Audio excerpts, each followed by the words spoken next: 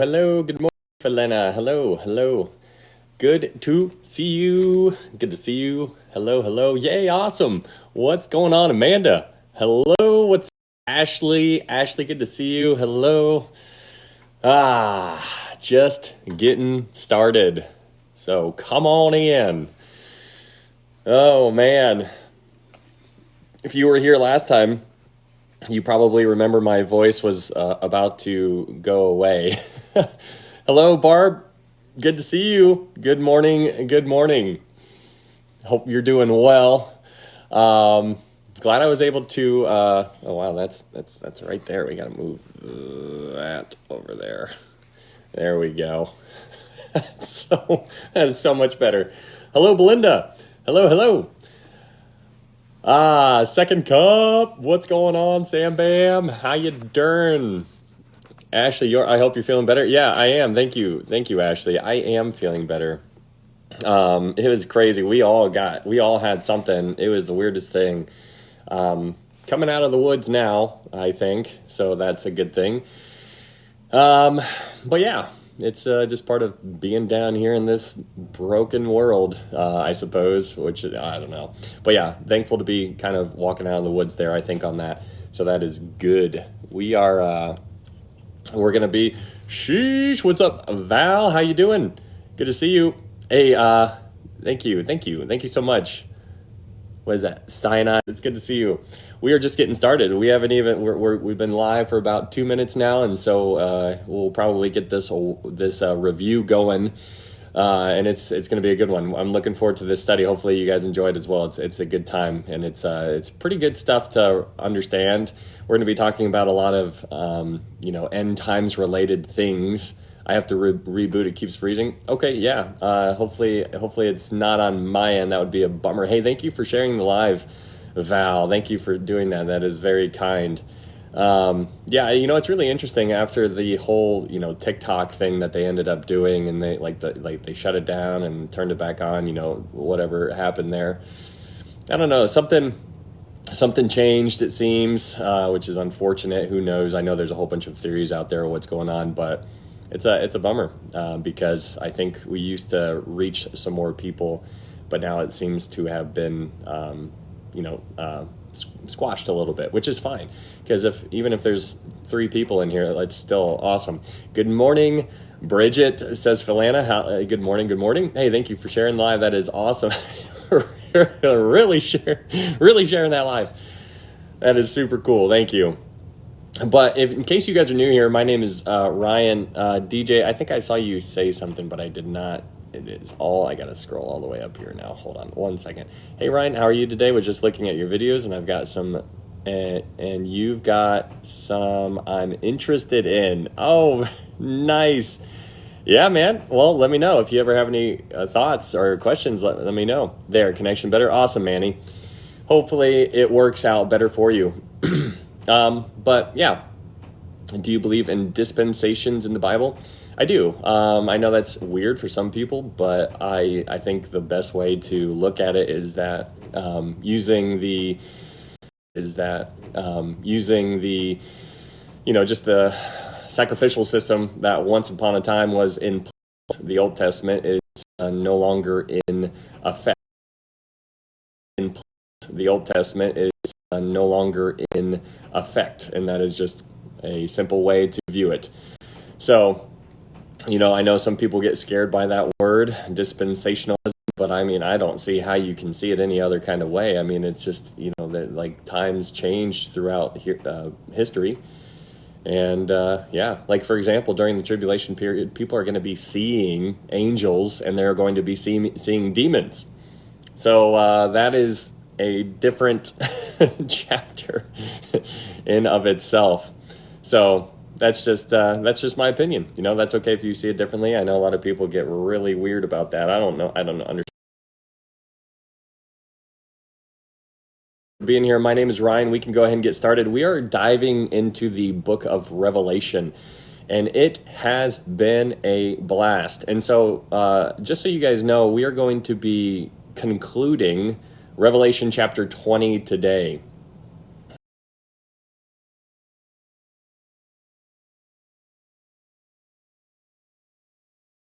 to be wrapping up Revelation chapter 20 today. So that's a cool thing. That's a fun thing because this is going to be, we've been in Revelation chapter 20 for at least 12 hours. And so it's kind of nice that this is coming to a we're finally culminating here. Oh, okay. I'm doing Revelation at the moment, and my vicar told me, although he doesn't believe in a rapture. Interesting. Yeah, be very careful. This is why it's good to always test all things and hold fast to that which is good, which is what I would always encourage you to do, because that is what I need to do with everybody I engage with, and that is what you need to do with everybody you engage with. Don't listen to a single individual. Dive in there and figure it out yourself. You are to receive the word with all readiness and then to search the scriptures daily to find out whether these things are so. Last Cat on Venus says the Romans wrote the New Testament in Greek 200 years later. We solved the puzzle, guys. We did it.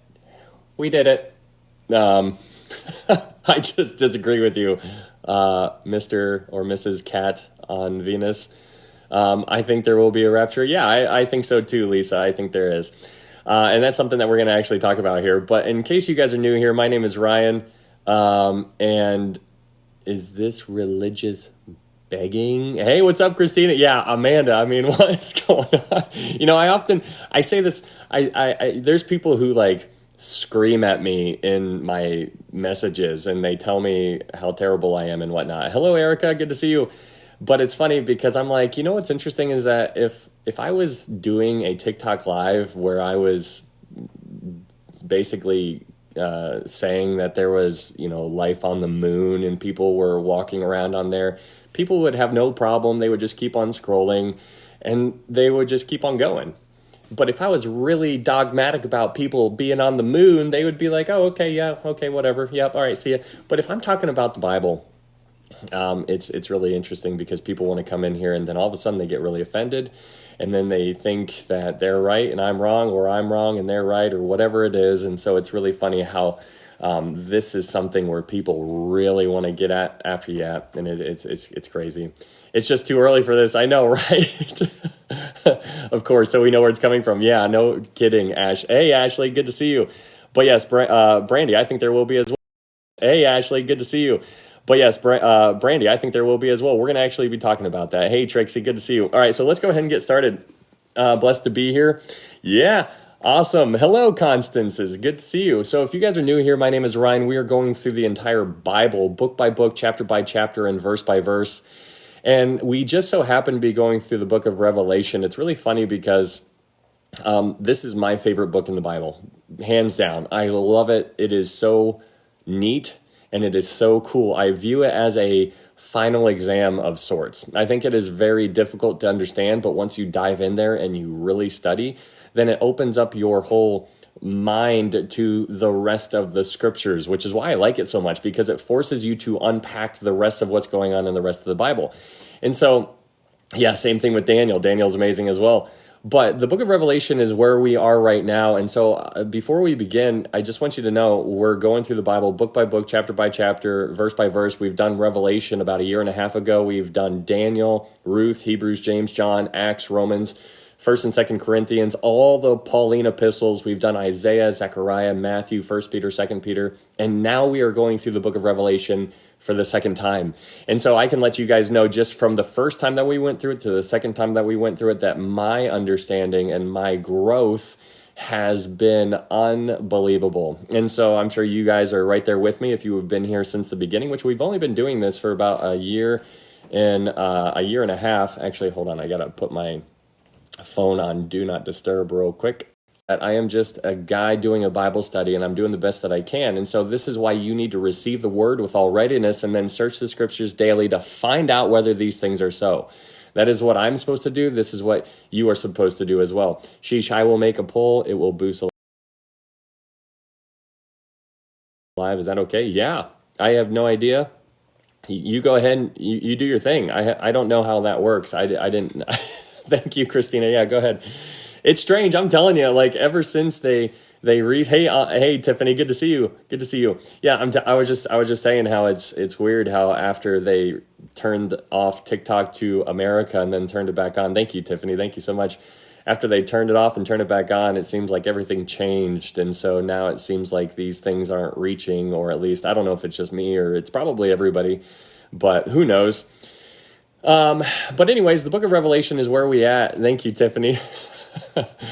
And it's really fun because this is challenging to unpack. But I want you to understand these are all secondary issues, the thing that we're about to unpack. The main thing is always going to be the main thing. Hello! The main thing is always going to be the main thing, and that is how to know for sure you can get to heaven. How do you get to heaven? That's something that we need to understand. That is the most important thing. Everything else is secondary. If you don't know how to get to heaven, then this stuff that we're talking about in the book of Revelation, it doesn't matter. So how do you get to heaven? Well, you need to first understand that you are a sinner.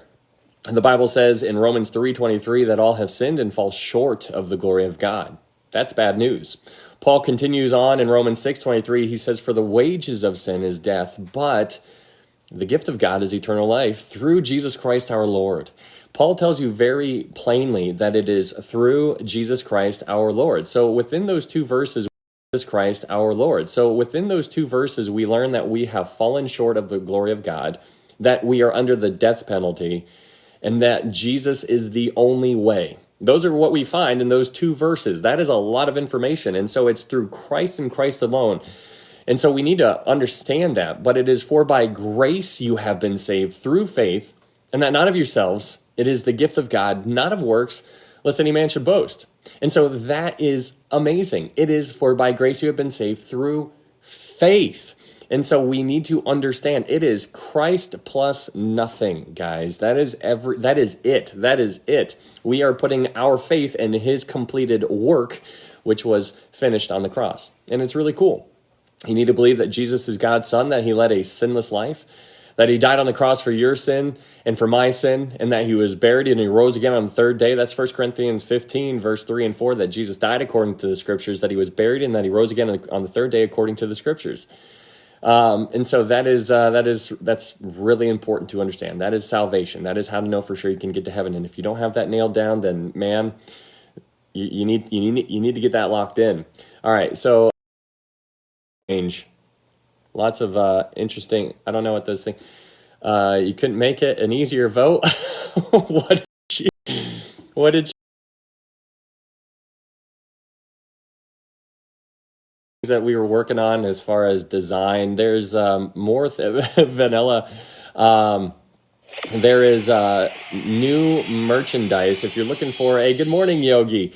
If you're looking for a way to support this ministry, maybe consider checking out threadsthatpreach.com. It's a website that, hey, thank you, Bridget, and thank you, Jeff. Thank you guys so much for those gifts. If you're looking for a way to support this ministry, there's multiple ways to do it. Number one, prayer. That is everything. If you guys are praying for me, thank you so much. Vanilla or chocolate? Chocolate. Who would? Oh, man.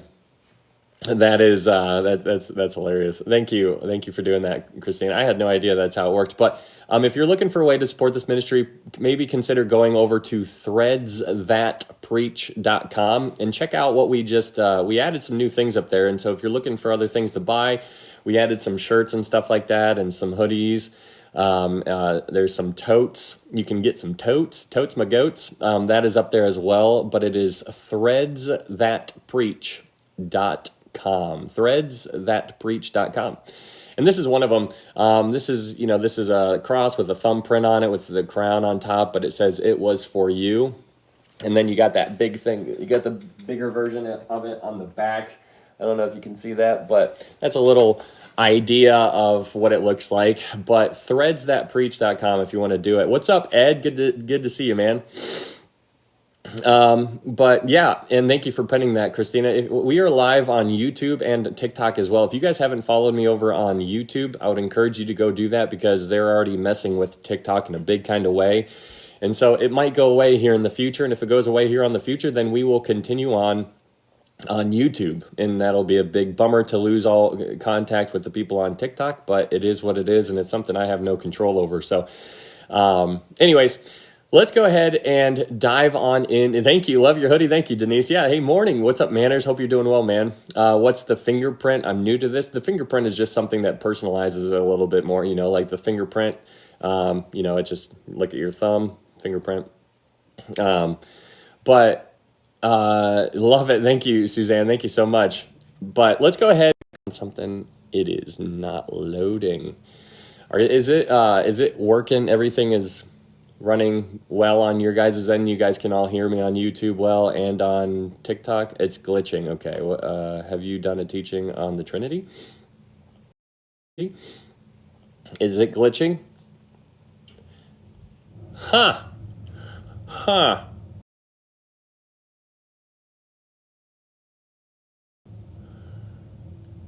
It's Julie, are you saying it's fine on YouTube? Okay, Lisa says good on YouTube. Okay. Erica, it's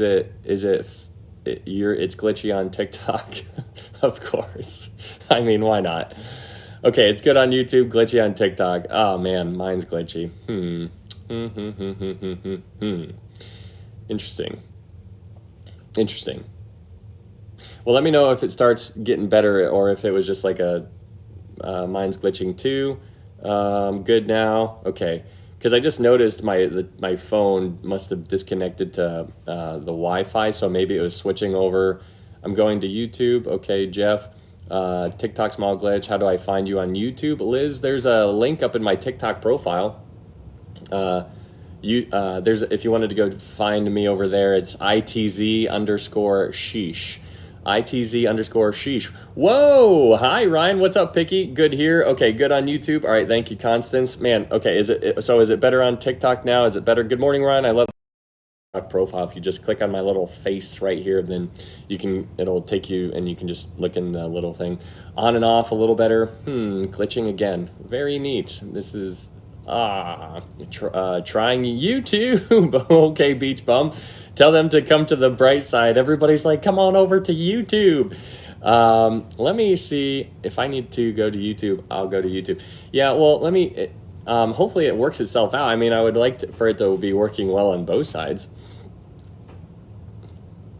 But this is also one of the reasons why to follow me on YouTube, because they've taken me off this platform. All right, it's good now, fine now. Okay, is it good for everybody? Hopefully, okay, good on TikTok. All right, that's good.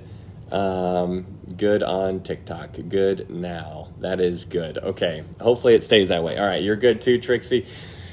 All right. It's not glitchy for me. Seems steady. Okay, you're good. Awesome. Much better now. Okay, hopefully.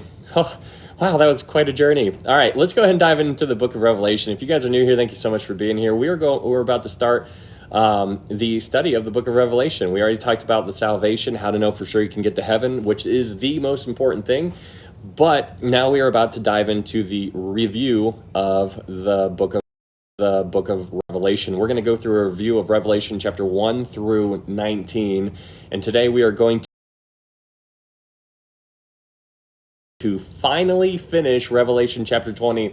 But I'm excited for this because there is so many neat things that we're about to unpack, and it's we're going to be going all over the place, which is just standard at this point, but it's good stuff. So anyways, let's do a flyby of Revelation 1 through 19. Revelation chapter 1, you have the author. The author is John. John is on the island of Patmos, and while he's on the island of Patmos, he has this vision, and in this vision he sees Jesus. That's what he sees in Revelation chapter 1. He sees Jesus. Now it's good to remember that John walked with Jesus, he talked with Jesus, he laughed and cried, all of those things with Jesus before Jesus died on the cross.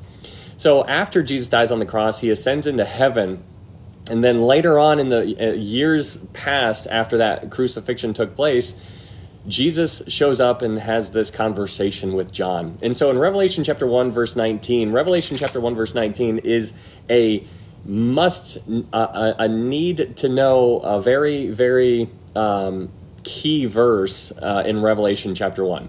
In Revelation chapter 1, verse 19, you have the outline for the entire book of Revelation, In Revelation chapter 1, verse 19, Jesus tells John to write the things that he has seen, to write the things that are, and write the things that will take place after this. So these are the three things that Jesus tells John what to do. So in Revelation chapter 1, that is the things that John has seen. In Revelation chapter 2 and 3, it is the things that are. And the things that are the church age. And so John in Revelation chapter 2 and 3 is basically writing this whole time period that is addressed to this when the church began to when the church is going to be taken away. And just so you guys know, I believe in a pre-tribulation rapture. If you believe in something different, that's fine. Hello, Alyssa, good to see you. If you believe in something different, that's completely fine. It's a secondary issue at the end of the day, but it is good to dive into these things, and I will propose to you my opinion, and you can search the scriptures daily to find out whether these things are so. But in Revelation chapter 2 and 3, John is writing, or Jesus is writing, telling John what to write down. He's writing 7 letters to 7 churches. In Revelation chapter 2, the first letter goes to a church called Ephesus. Now, this church basically was so on, they were laser focused. Hey, thank you, Suzanne. Thank you for subscribing on YouTube. You know what's interesting is that you can no longer subscribe on TikTok. They took that away. So thank you so much for doing that. I thought that was strange, but it has something to do with them removing TikTok from America. So people who want to subscribe to people on TikTok, you can't do it anymore if you live in America, which is crazy. But it's still an option on YouTube. So thank you so much, Suzanne. That is extremely kind. Thank you. But in Revelation chapter 2, this letter that is written to the church in Ephesus, keep in mind, Jesus is writing this letter. But this church was specifically so laser focused on their doctrine and their duty for the king rather than their devotion for the king. And so, you and I as a Christian, we're walking this fine line as far as we're trying to really represent Jesus in a way that is the most, that is optimal. And it's difficult because sometimes we forget. And this is why it's good to stay in the Word, because when you stay in the Word and you surround yourself with other brothers and sisters in Christ, then you're just they're pouring into you and you are pouring what I'm here for. And it helps me to keep focus, but it's easy to lose focus. Anyways, this church forgot their devotion for the Lord. The next church in Revelation chapter 2 is the church in Smyrna. The church in Smyrna is, you should be able to sub once TikTok is partnered with US's purchase. Interesting. Oh, Rocket. So people can't even buy gifts anymore. That's wild. TikTok is losing their marbles. Anyway, does anybody know? Are we buying it? I have no idea. I haven't even been paying attention. Who knows what's going to happen? I know they want to buy half of it. I know that's what Trump said, but I don't know. Anyways, Revelation chapter 2, verse 8, you are introduced to the next church. TikTok was bad after all, I moved here. Okay, Shelly. The next church that Jesus writes a letter to is the church in Smyrna. Now, this church was getting crushed. Whenever you think of the church in Smyrna, think of being persecuted, because this church was being crushed. It was being persecuted. And so Jesus writes them a letter, and he just encourages them with just his title that he chooses to identify himself as. Just in the title alone, he encourages them. He's like, hey guys, these things says he who was dead and came to life. And so think about that from the view of a person who is being persecuted and hurt and thrown in prison. Jesus is like, guys, they did that to me, but I am alive. And so he's encouraging them because he's like, keep focus, look at me, focus. That's what he was doing to this church. But this church has nothing bad said about them, which is really interesting. The next letter is written to a church in Pergamos. Okay, Lisa, you heard it was, China said it's not being sold to an American. Yeah, that's kind of like what I think too. It's laggy for a bit, for other lives, it's good for me. Okay, but the next church is a church in Pergamos. Pergamos, whenever you think of Pergamos, think of mixed marriage. And so just to simplify, imagine that you are married to somebody who does not believe that Jesus is Lord. Can you imagine being in a relationship? And there might be somebody in here who is in that type of relationship. And if you are, then you probably know exactly how this feels, because it just creates all kinds of waves within a relationship. And so those two, when they have children, if they are not equally yoked, then they're going to have all kinds of issues raising their children, and it's going to be, the children are going to be confused. Anyways, here in Revelation chapter 2, this church in Pergamos, I had to change the YouTube. Awesome. Thanks for being here. Melky, thank you so much. This church was messed up because they held fast to the doctrine of the Nicolaitans, and God's like, I hate that thing. And so the doctrine is really important. In 1 Timothy, we see in 1 Timothy chapter 4 that in the latter times that men are going to give heed to doctrines of demons. And so these doctrines are very important because there's some doctrine, even though they might be secondary issue, just so you guys know, I do try to keep the focus on the gospel because that is everything. But secondary issues are also very important. And so if I ever come across to making it seem like the secondary issues are not a big deal, that's not my intent. I just want to elevate the gospel so much higher above everything else, because without the gospel, then the secondary issues don't matter at all. So the gospel is everything. The secondary issues also are important, but if you don't have the gospel, then the secondary issues don't even matter to begin with. But the doctrines of what people are teaching in the world right now are very, very broken, and they're deceiving many people. And the reason why is because they're doctrines of demons. And that's a really, really crazy thing to consider. Doctrines of demons. That's what Paul is writing to Timothy in 1 Timothy chapter 4. You can go check it out. But doctrines are important. And so this is why you need to know your stuff, because if you don't know your stuff, then you could just find yourself in any kind of church. Next thing you know, they're throwing snakes all over the place, and it's just getting weird. And you're just like, yeah, this is hallelujah. It's just, that's not what it's meant to be. And so doctrines are important, even if they are secondary. Anyways, the next church that has written a letter is the church in Thyatira. Thyatira has the idea of continual sacrifice.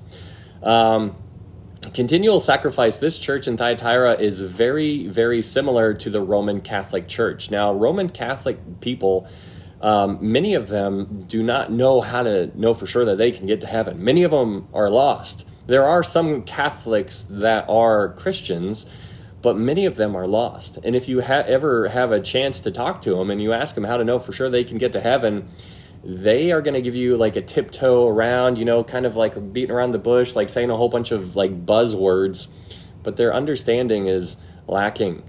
And so this church was focusing on all kinds of things that were, salvation by works type of mentality, like baptism, water baptism, or confessing your sins to a priest, or transubstantiation, or forbidding priests to marry. They were doing all that type of stuff, and so they got lost in this very works-based type of mindset. And so Jesus writes them a letter, and he's like, you guys, if you do not change, if you do not repent, then you will be cast into great tribulation. And that's really interesting to think about. Jesus is promising. He's like, guys, if you don't change, you're not just going to go through the beginning of the tribulation. You're also going to go through the great tribulation. Hey, good morning, Carla. Good to see you. And so that's a big deal, because he's like, you're going to go through it. And that's interesting, because, we talked more about this in Revelation chapter 17. Anyways, the next church that has written a letter is Revelation chapter 3. And this church is called Sardis. Sardis, yeah, Melky. Sardis had a reputation that they were alive, but Jesus calls them out and calls it how he sees it. And he calls them out and he says, you think you're alive, but you are dead. This church had a false sense of security. And it's heartbreaking seeing this, but this is how it is. They think these people are still walking around. There's a lot of churches, a lot of people in these churches today who go to church. They wear nice clothing, they go in there, they try to help out, and they bring donuts, or they make coffee, or they might even vacuum the floors, or clean the bathrooms, or clean the classrooms, or whatever. And they're doing things, and they think that's why they're going to go to heaven. Or they give a lot of money to the church or something like that. And so Jesus writes them a letter, and he's like, you have a reputation. You have a reputation that you are alive. He's like, but you are dead. And that is terrifying, because it's not coming from me. It's not coming from you who's saying this. This was coming from Jesus himself, the judge, This is coming from him, and so he knows better. Hello, Kelsey. What's up? How you doing? Hello, Darren. Good to see you. Good to see you, Blackbird. Hello. But in Revelation chapter 3, the next church is the church in Philadelphia. This church was another church that had nothing bad said about them. This was the brotherly love church, the friendly fellowship, the missionary church. Just cleaning, very cool. So here in Revelation chapter 3, Jesus says something to them that is something we need to really zoom in on. Hey, thank you, Carla. Thank you for that rose. In Revelation chapter 3, verse 10, Jesus says this to the church in Philadelphia. He says, listen up, church. He says, because you have kept my command to persevere, I also will keep you from the hour of trial, which shall come upon the whole world. Hey, thank you, child of the Most High. Thank you so much. But you need to pay attention that this hour of trial, which shall come upon the whole world, is something you need to be mindful of, because he's saying that this is going to impact the whole world. And so some people out there will say something along the lines of, this was relating back to this time period or this time period. And I'm like, no, this is something that Jesus says specifically. He lets you know what it's going to be. He says this time period is going to be upon the whole world. And so it's not a little part of the world, or it's not most of the world. It is the whole world. And so what this is talking about, what is going to be poured out on the whole world, is none other than the tribulation. And so that is important to, understand. And so what he's talking about here, this hour of trial, is what you and I would refer to as the tribulation period. This tribulation is a time period that is 7 years, and we'll talk more about that here in a little bit. But Jesus is saying to the church, again, it's important to understand, he's writing to the church, and he's saying, listen, church, because you persevered, I'm going to keep you out of that hour of trial. And that is a really good picture for a pre-tribulation rapture. Some people believe in a mid-tribulation. Some people believe in a post-tribulation rapture. I personally believe in a pre-tribulation rapture. If you see something different, that's okay. Secondary issue at the end of the day, guys, our mission, regardless of what we believe on these secondary issues, it never changes our mission. The mission that you have and the mission that I have is to glorify him in whatever we say and do. Everything. And so before we, a lot of Christians like going head to head on this kind of battle, but if you like zoom out and you look at both of those people who are debating each other or going head to head and yelling and screaming and stuff like that, and you just look at their lives, it's like, why are you so worried about defending this when you need to just clean up your whole like there's people who are just doing a whole bunch of stuff and you can't even determine if they're of the world or they're in the world or if they're lost or if they're saved. I'll just put it that way. You can't even tell. And so it's really heartbreaking that many people are just in here and they're yelling and screaming. Like I said, people, message me all kinds of stuff. And I'm just like, okay, I was like, well, do you mind, before I answer this, can I ask you how to know for sure you can get to heaven? That's basically how I handle it, guys. When somebody comes at me and they're like, you're wrong here, this is why you're wrong. Before I even respond to that, I always say, can I ask you how to know for sure you can get to heaven? Because the way they're attacking me, it's like in a very kind of like, I feel like you're really not showing this love that somebody would do to one another that is a brother or sister in Christ.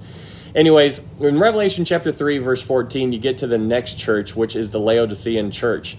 And so when you look at this, hey, what's up, Thomas? Good to see you.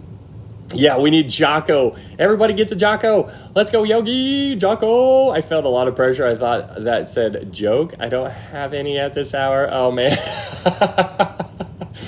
Yeah.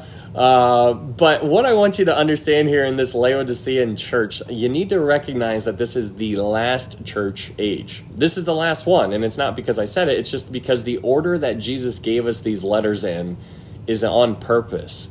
Everything that he tells us in order, or the way he gives anything in order, is something to be mindful of. And so what I am telling you is that Jesus gave us these 7 letters: Ephesus, Smyrna, Pergamos, Thyatira, Sardis, Philadelphia, and Laodicea. Laodicea is the last one. What's up, Refinery? Good to see you, man. And so this last church is Laodicea. Laodicea, the Laodicean age. Laodicea has the idea of where the people rule. The people rule. The people are ruling the church. Morning. What's up, young OG? Hello. Hello, Michelle. And so what is Jocko? It's a drink that I drink sometimes. I might get one here in a little bit. Maybe, who knows? I don't know. Maybe. But yeah, Jocko is a little energy drink. It's what I drink normally. But this Laodicean church is where the people are ruling the church. And so people want to rule the church, which is really interesting, which is, yes, healthy. Thank you, with the air quotes, healthy. I can feel the sass just dripping through that comment. I'm telling you guys, it's just my head start to get home before you do. That's all I'm saying. But I was like, take me to hell.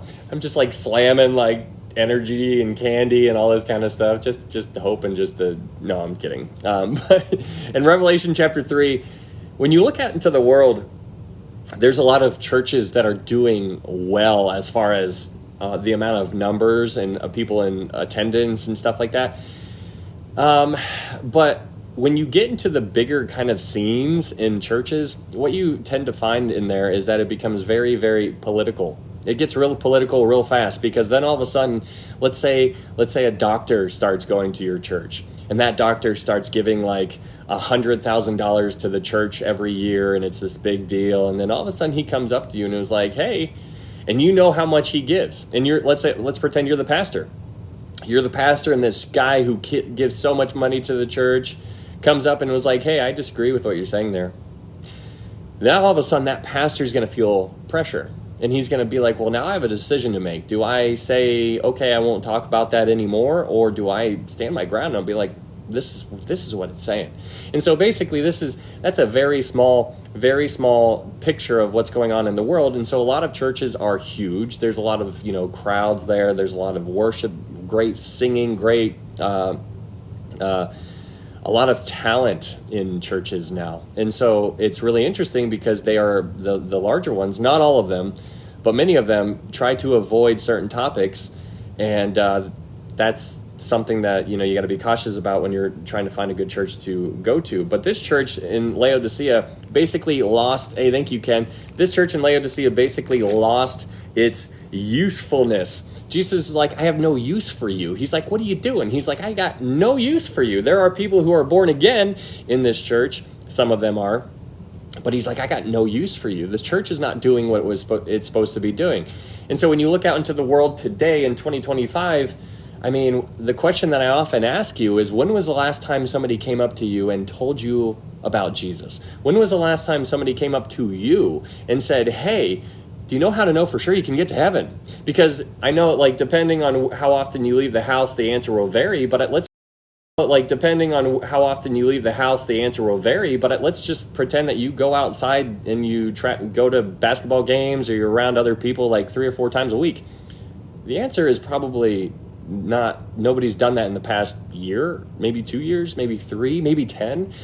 And so it's really interesting thinking about that. But then when you flip that scenario around and you say, well, when was the last time you told somebody about Jesus? Well, that makes it a little bit more personalized, right? And then all of a sudden you're like, and basically, this is something that when you're on fire for the Lord, you should be wanting, like, whenever you enter the room, people should be like, okay, I need to kind of like sit up a little bit straighter, because I know how Julie is. I know how Lisa is. I know how Kathy is. I know how Yogi or Thomas or, Darren, I know how all these people are. Right when they walk in, I know that they love the Lord.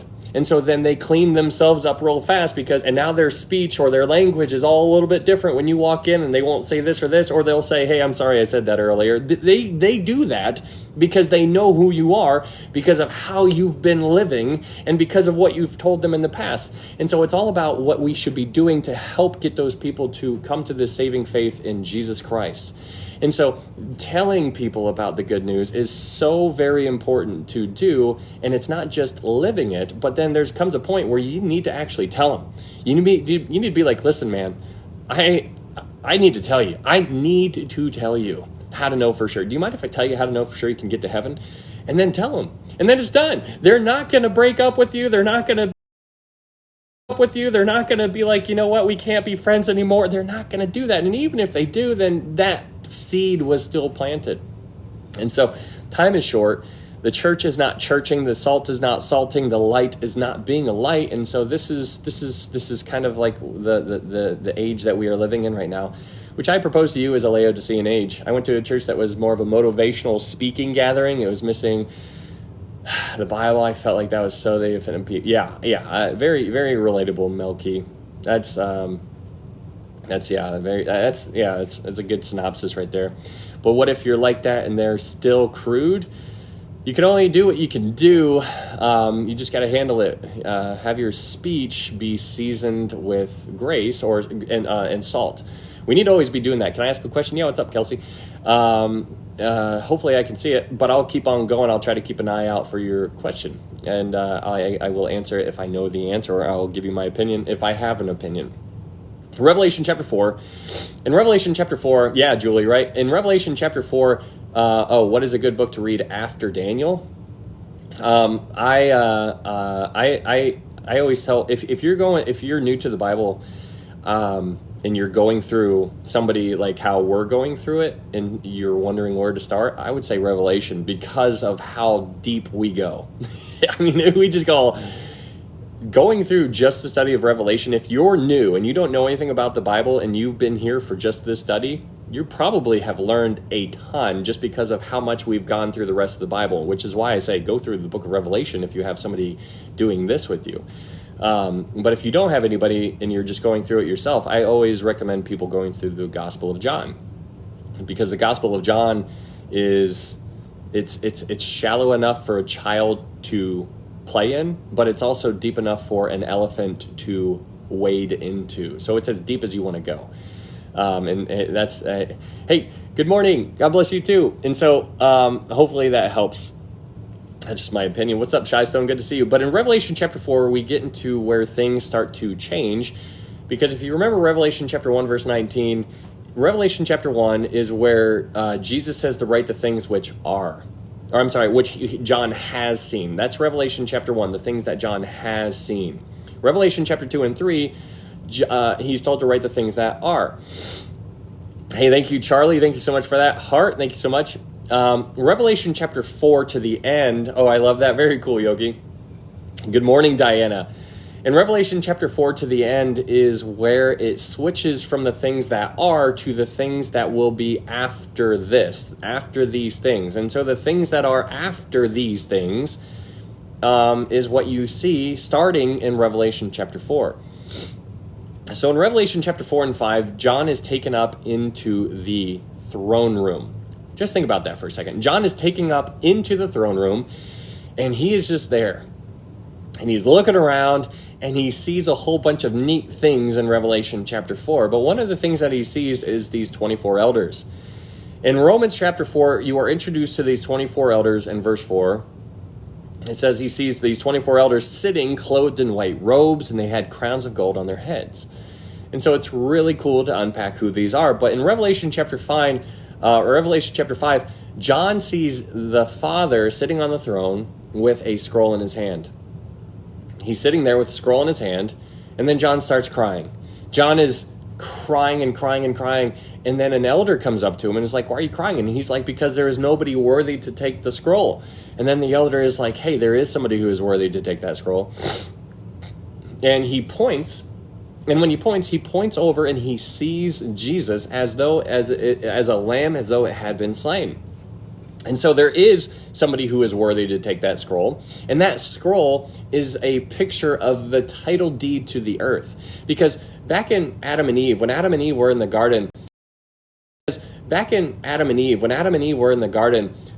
were in the garden and they had dominion over the earth. But then when sin entered, Adam, who had the title deed, lost the title deed. And so then Jesus dove in afterward to come back and get it. And so that scroll is basically something that God was holding until somebody was worthy enough to open it. And so then Jesus, who paid the price that we needed to pay, he paid it. He did the law. He fulfilled it perfectly. He's like, I am worthy. And so he goes up and he takes it. And now he has the scroll.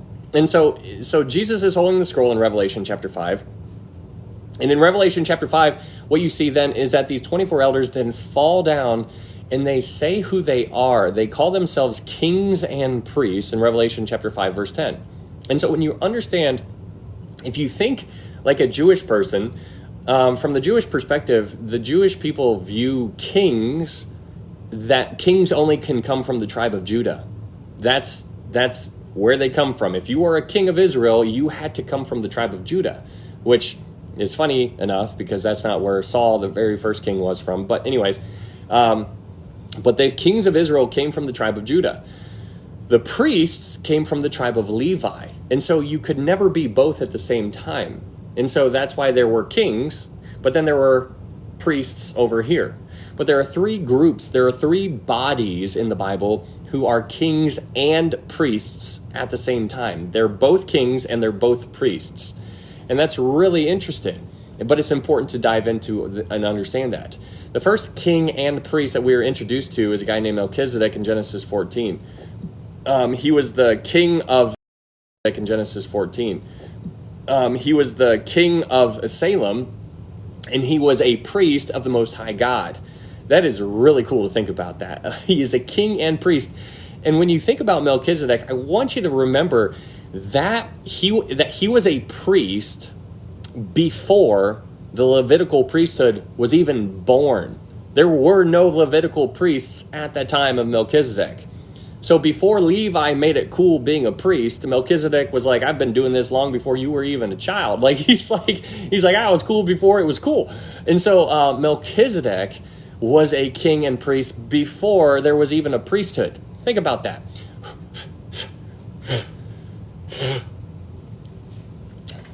There's a hair just kind of floating around in my space.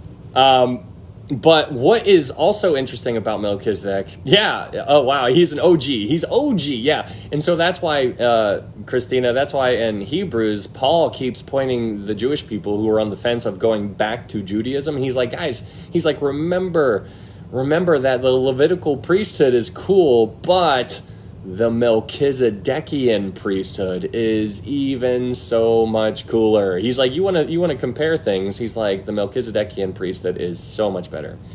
Anyways, so he's the first body of a king and priest. The second one is Jesus Christ. He is a king and priest as well. That is really cool. Jesus, when he was boots on the ground the first time, he was in the role of a prophet. When he ascended up into heaven, he entered the role as a priest. He is constantly interceding on our behalf, and praise God for that. He is our defense attorney against the prosecutor, because the prosecutor who is against us is Satan. He is constantly accusing the brethren. And so when we are getting accused and accused and accused and accused from that side of the aisle, Jesus is standing up on our behalf if you're a born-again believer, and he's like, no. He's like, no. He's like, it's not going to work. You can try all day. He's like, that one's mine. That's mine. This is mine. And so it's really cool to see what he's doing for you and I, but recognize that there are things going on that we cannot see, and that's one of them.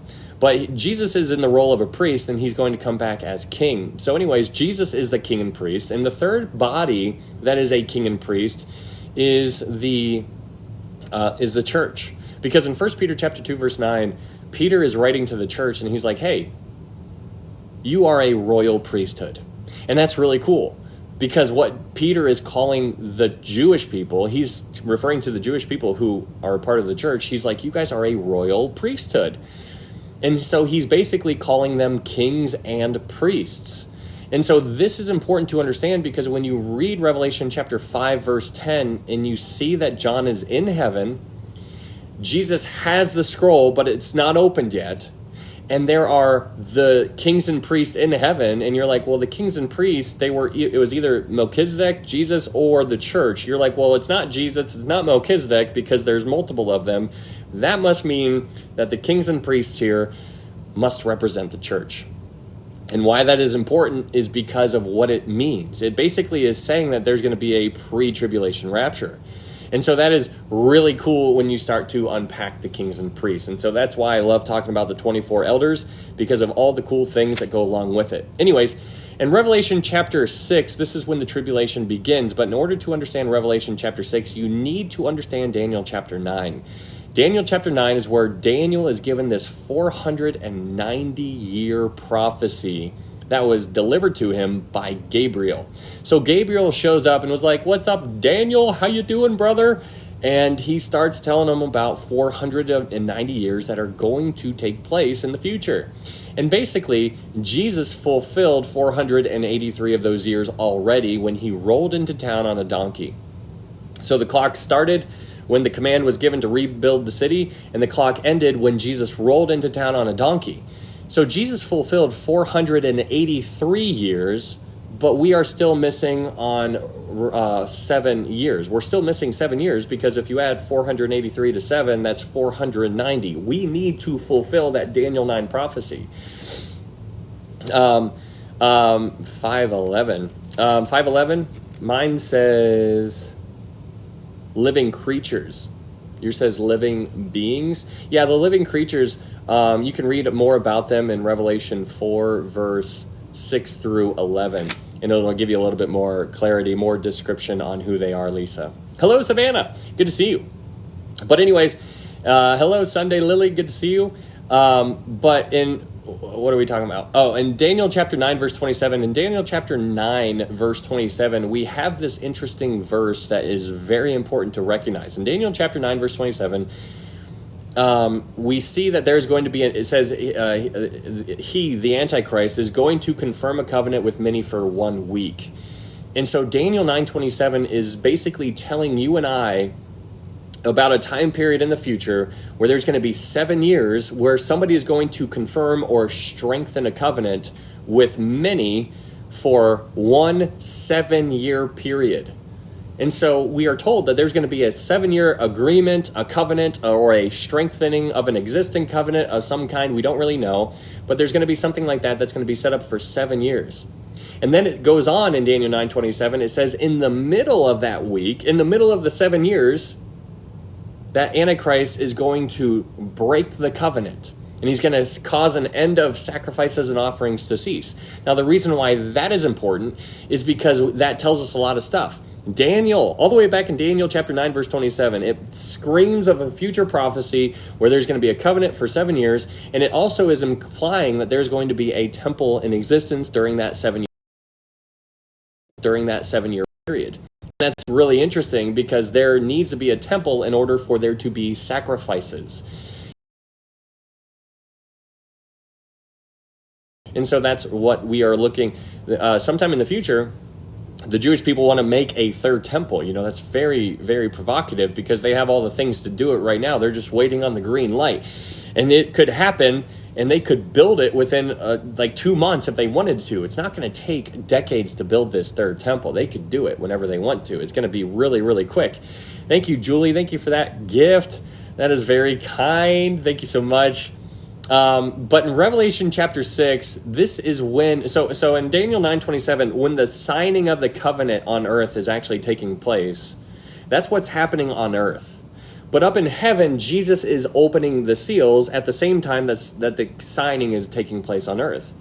So when the Antichrist is signing his signature, then Jesus is opening up the seals. Because that's when they say peace and safety, then sudden destruction comes upon them, right?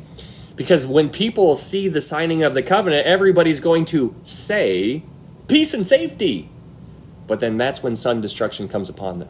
And so that is what is so interesting to think about this kind of stuff, because when the people, right now, people have no reason to say peace and safety in our world today. Like, people are freaking out. There's wars all over the place. But sometime in the future, perhaps during our lifetime, is what I think, there's going to be somebody who shows up. He's going to be somebody that people know, and he's going to going out conquering, meaning he's been doing it, and to conquer, meaning he's going to continue to do it. So it's interesting to see who this person is, but he's going to confirm a covenant with many, and whenever he signs that covenant, that is when people are going to think safety is finally going to show up, but that is where they are wrong, because that is not going to take place. Hold on, what is going on? My screen just went... I got to do this puzzle piece. Okay. Okay. Anyways, that is Revelation chapter 6, which begins which begins the 7-year period of tribulation.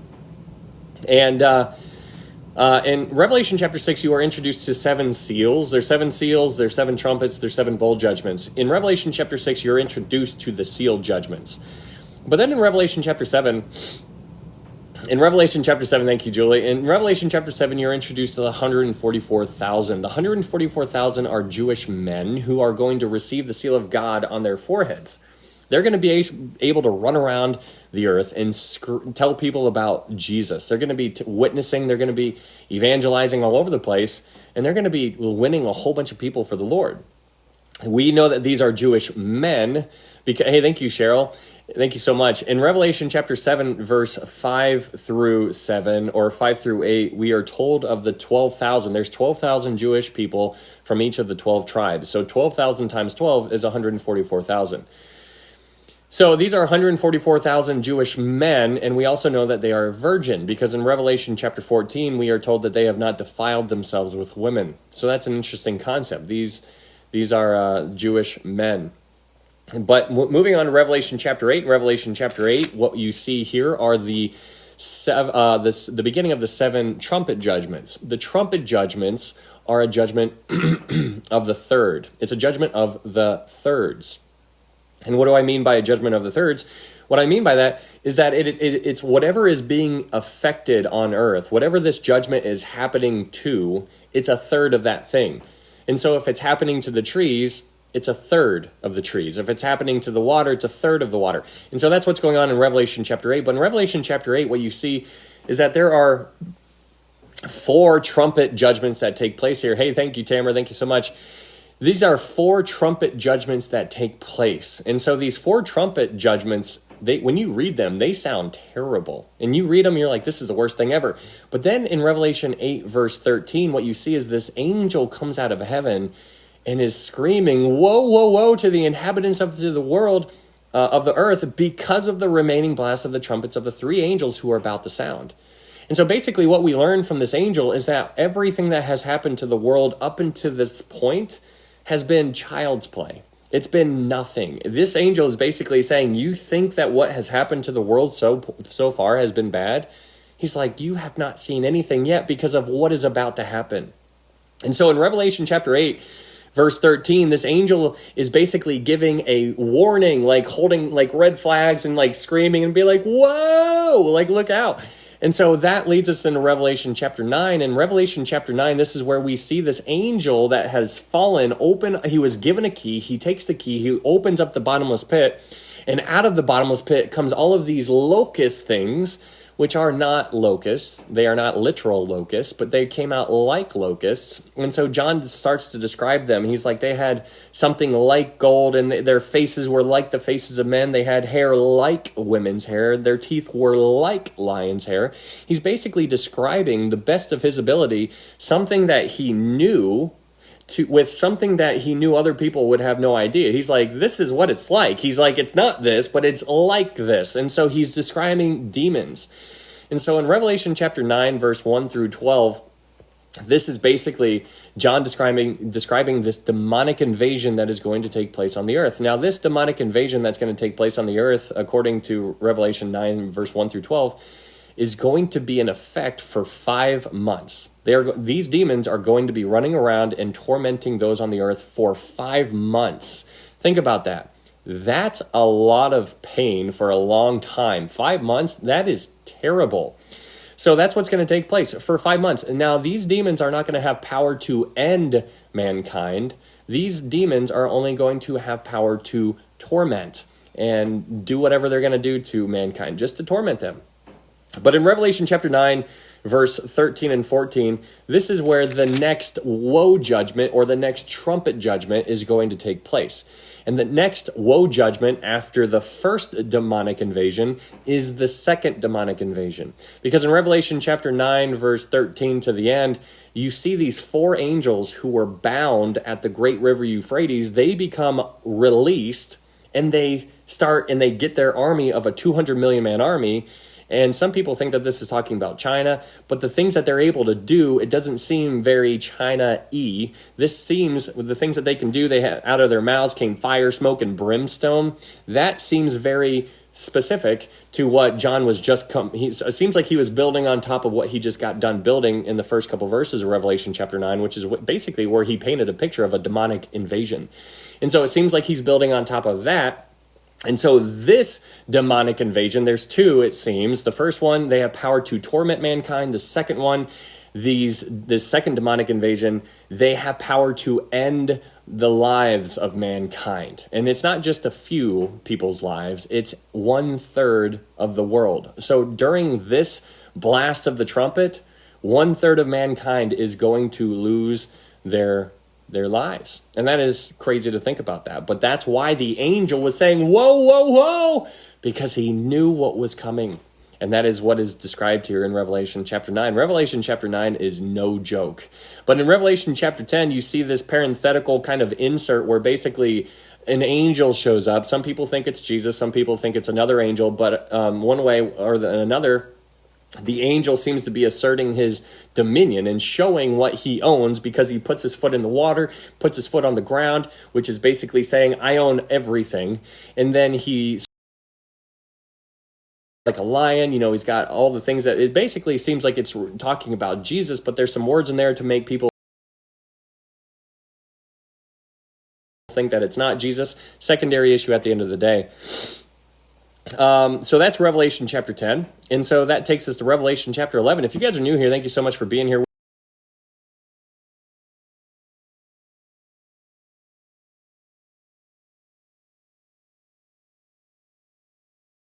So in Revelation chapter 20 up until this point. So it'd be good to kind of knock that one out. But if you are new here and you haven't followed me on YouTube, I would encourage you to follow me on YouTube because I'm live streaming on YouTube and on TikTok right now. They're still threatening to get rid of YouTube, which is, they're still threatening to get rid of TikTok, which is a bummer. And so if you would like to keep in touch, and if you enjoy these verse-by-verse Bible studies, maybe consider following me on YouTube. It's ITZ_sheesh. And you can go follow over there if you would like to. And we upload all the studies up there. All the studies are uploaded there, so you can go back and review them if you would like to. We've done like 25 books so far.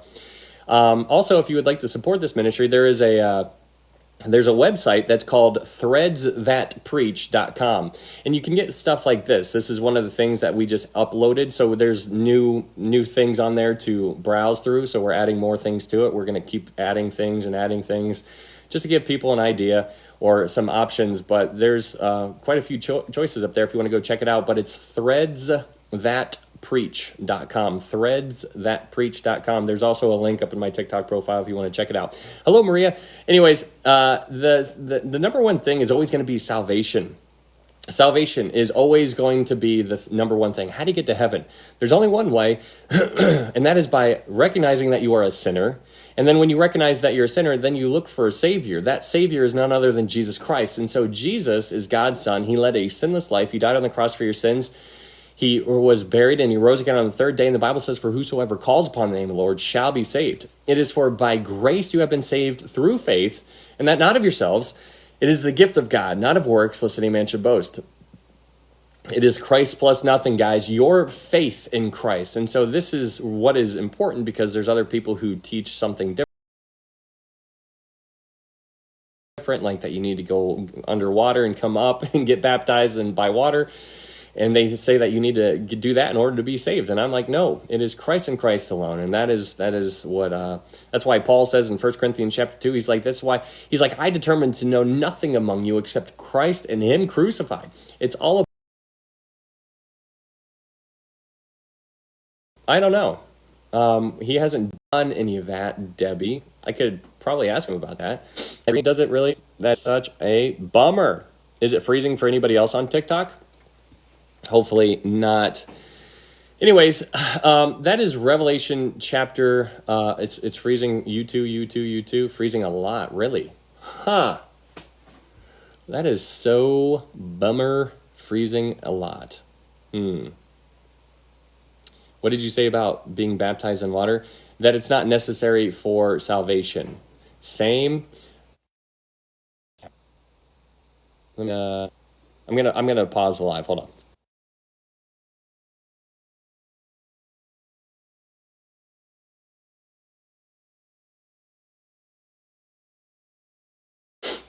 on. You would love that.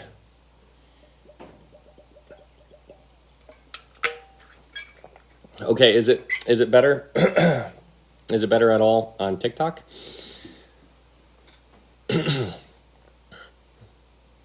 Call the Geek Squad. Hopefully, yes, yes, yes. Okay, it's good. So I reconnected it to Wi-Fi. Maybe, hopefully that'll help. Good. Oh, hello, Linda. I see you. I see you. It's fine on YouTube. Very cool. Pop it. Hello, Melissa. It's good over here on YouTube. Thank you so much. Yeah, YouTube seems to be a little bit more consistent, which is strange to me. I don't know why. That's very interesting. Okay, better, very cool. Go yo. Okay, all right, yes. Okay, good to see you guys. All right, so let's go ahead and dive on into much better here, Blondie. What is your daily schedule on YouTube? No daily schedule. I try to do the same study once in the daytime and once in the nighttime. So this is the daytime one. But all of them are uploaded to YouTube, so you can go back and watch them if you ever miss one of them. But they're long, so just be mindful of that. But they're good. They're good. We cover a lot. Revelation chapter 11. Revelation chapter 11 is something to really, really understand. Revelation chapter 11. What time do you do the evening? It varies, but normally I start around 9:30 p.m. Eastern time. But in Revelation chapter 11, this chapter is massive. This chapter is huge to understand. I love this chapter so much because of how much information we're getting and how it just ties into so many other places as far as the order of events. Hey, Henry, good to see you from Ireland. Good to see you, man. But in Revelation chapter 11, we are told in the first three verses, or first three or four verses, that there are going to be two witnesses that show up during this time period that are going to have a ministry on the earth for 3.5 years, and that they are closely associated with the temple. So the idea, the visual that you can almost imagine is to picture a literal temple standing and the two witnesses standing by it, almost in a guarding it in some kind of capacity. And so the reason why I'm saying guarding it is because the Antichrist, his goal is to go inside that temple. Because in 2 Thessalonians chapter 2, we are told that the Antichrist is going to go into that temple and he's going to sit as God, and he's going to claim he is God, and he's going to demand everybody to worship him as if he is God. And so that is closely associated to the third temple. Now, this is fascinating because we recognize that the Antichrist wants to go in there. But we also recognize that he's not able to until he's allowed, which is also cool because God is like setting up his two witnesses, and anybody who tries to hurt these two witnesses, it's not going to work, number one. And number two, whoever tries to hurt them, they're going to be ended by the same manner in which they tried to hurt the two witnesses. And so these two witnesses are untouchable for 3.5 years, and they're standing in front of the temple. And it's interesting because we understand there's a lot of different orders of operation. Some people think the rapture happens at the end. Some people think the tribulation happens at the middle or beginning or whatever. People move things all around all over the place. But you can't reload your gifts. Yeah, you can't. Nobody can buy any gifts in America. Nobody can subscribe in America. I mean, it's all bad.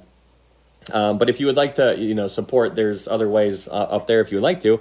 Never necessary, but there are options if you would like to look into that. But in Revelation chapter 11, you see these two witnesses. They have a ministry of 3.5 years. They're in front of the temple. And then after 3.5 years, then the Antichrist ascends out of the bottomless pit and overcomes them, and he kills them. And that's crazy to think about, but that's what's going on in Revelation chapter 11. So basically, the reason why this is so cool is because in Revelation chapter 11, you see a temple.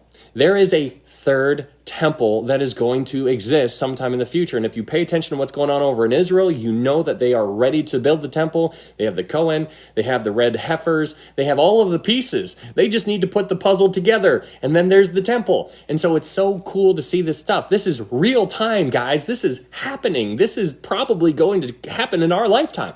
And so the question that people ask is, does the temple need to be standing before the rapture can occur? And the answer is no. There is nothing that needs to happen in order for the rapture to occur. The rapture could happen right now. It could happen right now. And so that is really neat to consider. But what we do know is that there needs to be a temple before the tribulation can begin. There's a difference. So something to understand is that right when the rapture happens, it doesn't go 1 second rapture and then the very next second the tribulation starts. That is not how it works. There's going to be a rapture, and then there's going to be a little interval because there's going to be a whole bunch of chaos and all kinds of stuff. And then somehow in that chaos, there's going to be a covenant that is signed. And then when that covenant is signed, that signing of the covenant is what starts the clock for the 7-year tribulation. And so it's not 1 second rapture, another second tribulation. It's 1 second rapture, and then a period of a week, 2 weeks, 3 weeks, who knows? Nobody knows. But there's going to be a little period of time, and then shortly after the rapture, then there will begin the tribulation. Just like how after the rapture ends, just like how after the tribulation ends, it doesn't go tribulation, millennial kingdom. It goes tribulation, 75-day interval, and then the beginning of the millennial kingdom. So there is an interval, little interval. So I wouldn't be surprised if it was 75 days after the rapture that the tribulation began, just because, the patterns. Anyways, in Revelation chapter 11, it's unbelievable because these two witnesses are standing in front of the temple for 3.5 years. And we understand that the millennial what is the millennial kingdom? We'll talk about that here in a little bit, Dana. What is a covenant, a contract? It could be something like that. Yeah, it's going to be some kind of, it's going to be a strengthening of a contract. That might be more helpful to use that in your mind's eye. But in Revelation chapter 11, these two witnesses are in front of the temple for 3.5 years guarding it. And so after the guards are taken out, after the two witnesses die because the beast ascends and overcomes them, that is when the Antichrist walks into the temple, and that's when he sits as God. And so that is important to understand, because that is what Jesus was talking about in Matthew 24. Because in Matthew 24, Jesus says to his disciples, he's like, listen, guys, when you see the abomination of desolation standing in the holy place, spoken of by Daniel the prophet, standing in the holy place, he says, flee to the mountains. He says, get out of there. And so that's really fascinating, because Jesus points you and I, he points us back to Daniel. And so if you read the book of Daniel, what you find is that there's a guy called Antiochus Epiphanes IV. And Antiochus Epiphanes IV was a dude who is a miniature model of the future Antichrist. Antiochus Epiphanes hated the Jewish people. He persecuted the Jewish people. He ended the lives of Jewish people. And he also desecrated the temple. And so Jesus, when he was boots on the ground, he's talking to his disciples, he's talking to Jews, and he's like, listen up, Jewish people. When you see what happened during Daniel's time, when you see that, when that happens again in the future, flee. And so that's what's so remarkable about Revelation chapter 11, because Revelation chapter 11, those two witnesses are there. They're in front of the temple. Nobody's going to be able to get into the temple unless the two witnesses basically give them a thumbs up and be like, what's the passcode? And so this Antichrist wants to go in there, but he's not going to be able to do it. And so after he ends the two witnesses, their bodies are laying in the street for 3.5 days. Then after 3.5 days, they ascend up into heaven, and everybody's going to see them. And so that is important to recognize, because their ministry is for 3.5 years, and the Antichrist's authority is for 3.5 years. So they don't go together. They're not happening at the same time. It's the two witnesses first, and then after the two witnesses go away, then the authority of the beast has his authority begins, and his authority is for 3.5 years. Anyways, that's Revelation chapter 11. It's so good. What's up, Star of Jacob? How you doing, man? I was told during the TikTok shutdown, the server IP addresses was moved to the US. I haven't checked myself yet, though. Okay, interesting. I love how long. Yeah, thanks, Melky. We're on YouTube. Hello, Noreen. Yeah, it's Sheesh. You could actually type in ITZ. You just need an underscore Sheesh. ITZ underscore Sheesh. I don't know if anybody wanted to type that in with a lowercase I, just so I can pin that so people can go check it out. But we are live on YouTube right now. If you wanted to come over here, yeah, Noreen. But that's Revelation chapter 11. Revelation chapter 12 is also an amazing chapter. Revelation chapter 12 is a chapter. Revelation chapter 11, Revelation chapter 12, Revelation chapter 13 is so good. Can we rewatch these sessions on YouTube? Absolutely, you can. Yeah, there is. All of these are uploaded on YouTube. It's in a playlist called Revelation 2024. So I might actually have to rename that because I actually thought we were going to be done by 2024, but it's taken a lot longer than what I thought. It's 2025 now, but anyways, Revelation chapter 12 and Revelation chapter 12. Yes, thank you. Thank you, Henry. This is it right here. It's also in the profile like Christina had there. But ITZ, if you just type that in, then you will be able to find it. But there's also the links up here as well. But in Revelation chapter 12, this chapter is also so good. When we went through this one, there's so many things that had take place in here. But in Revelation chapter 12, there are 3 players on the board. You have the woman, you have the child, and you have the dragon. The woman is Israel, the child is Jesus, and the dragon is Satan. And so what you see happening in Revelation chapter 12 is a flyby, a really quick flyby of the history of Israel. And so if you're up here in the plane, if this is a plane, you're like, woo, and down here is the entire history of Israel, it would basically be a flyby that fast over the history of Israel. So people up in the plane, when they're looking down, they see bits and pieces of Israel's history. That's what Revelation chapter 12 is all about. They are getting bits and pieces of Israel's history. And so basically the things that are pointed out in Revelation chapter 12 is Israel being born. In Revelation chapter 12, this woman with her 12 stars, which is a picture of the 12 tribes. You see the dragon being actively involved, because this goes all the way back to Genesis, the seed of the woman and seed of the serpent. You see the dragon here, and then you also have the child. The child is Jesus. But what you see about the child is you don't even see the child die. That's not mentioned here in Revelation chapter 12. But what is mentioned in Revelation chapter 12 is the child ascending into heaven. So this child is Jesus.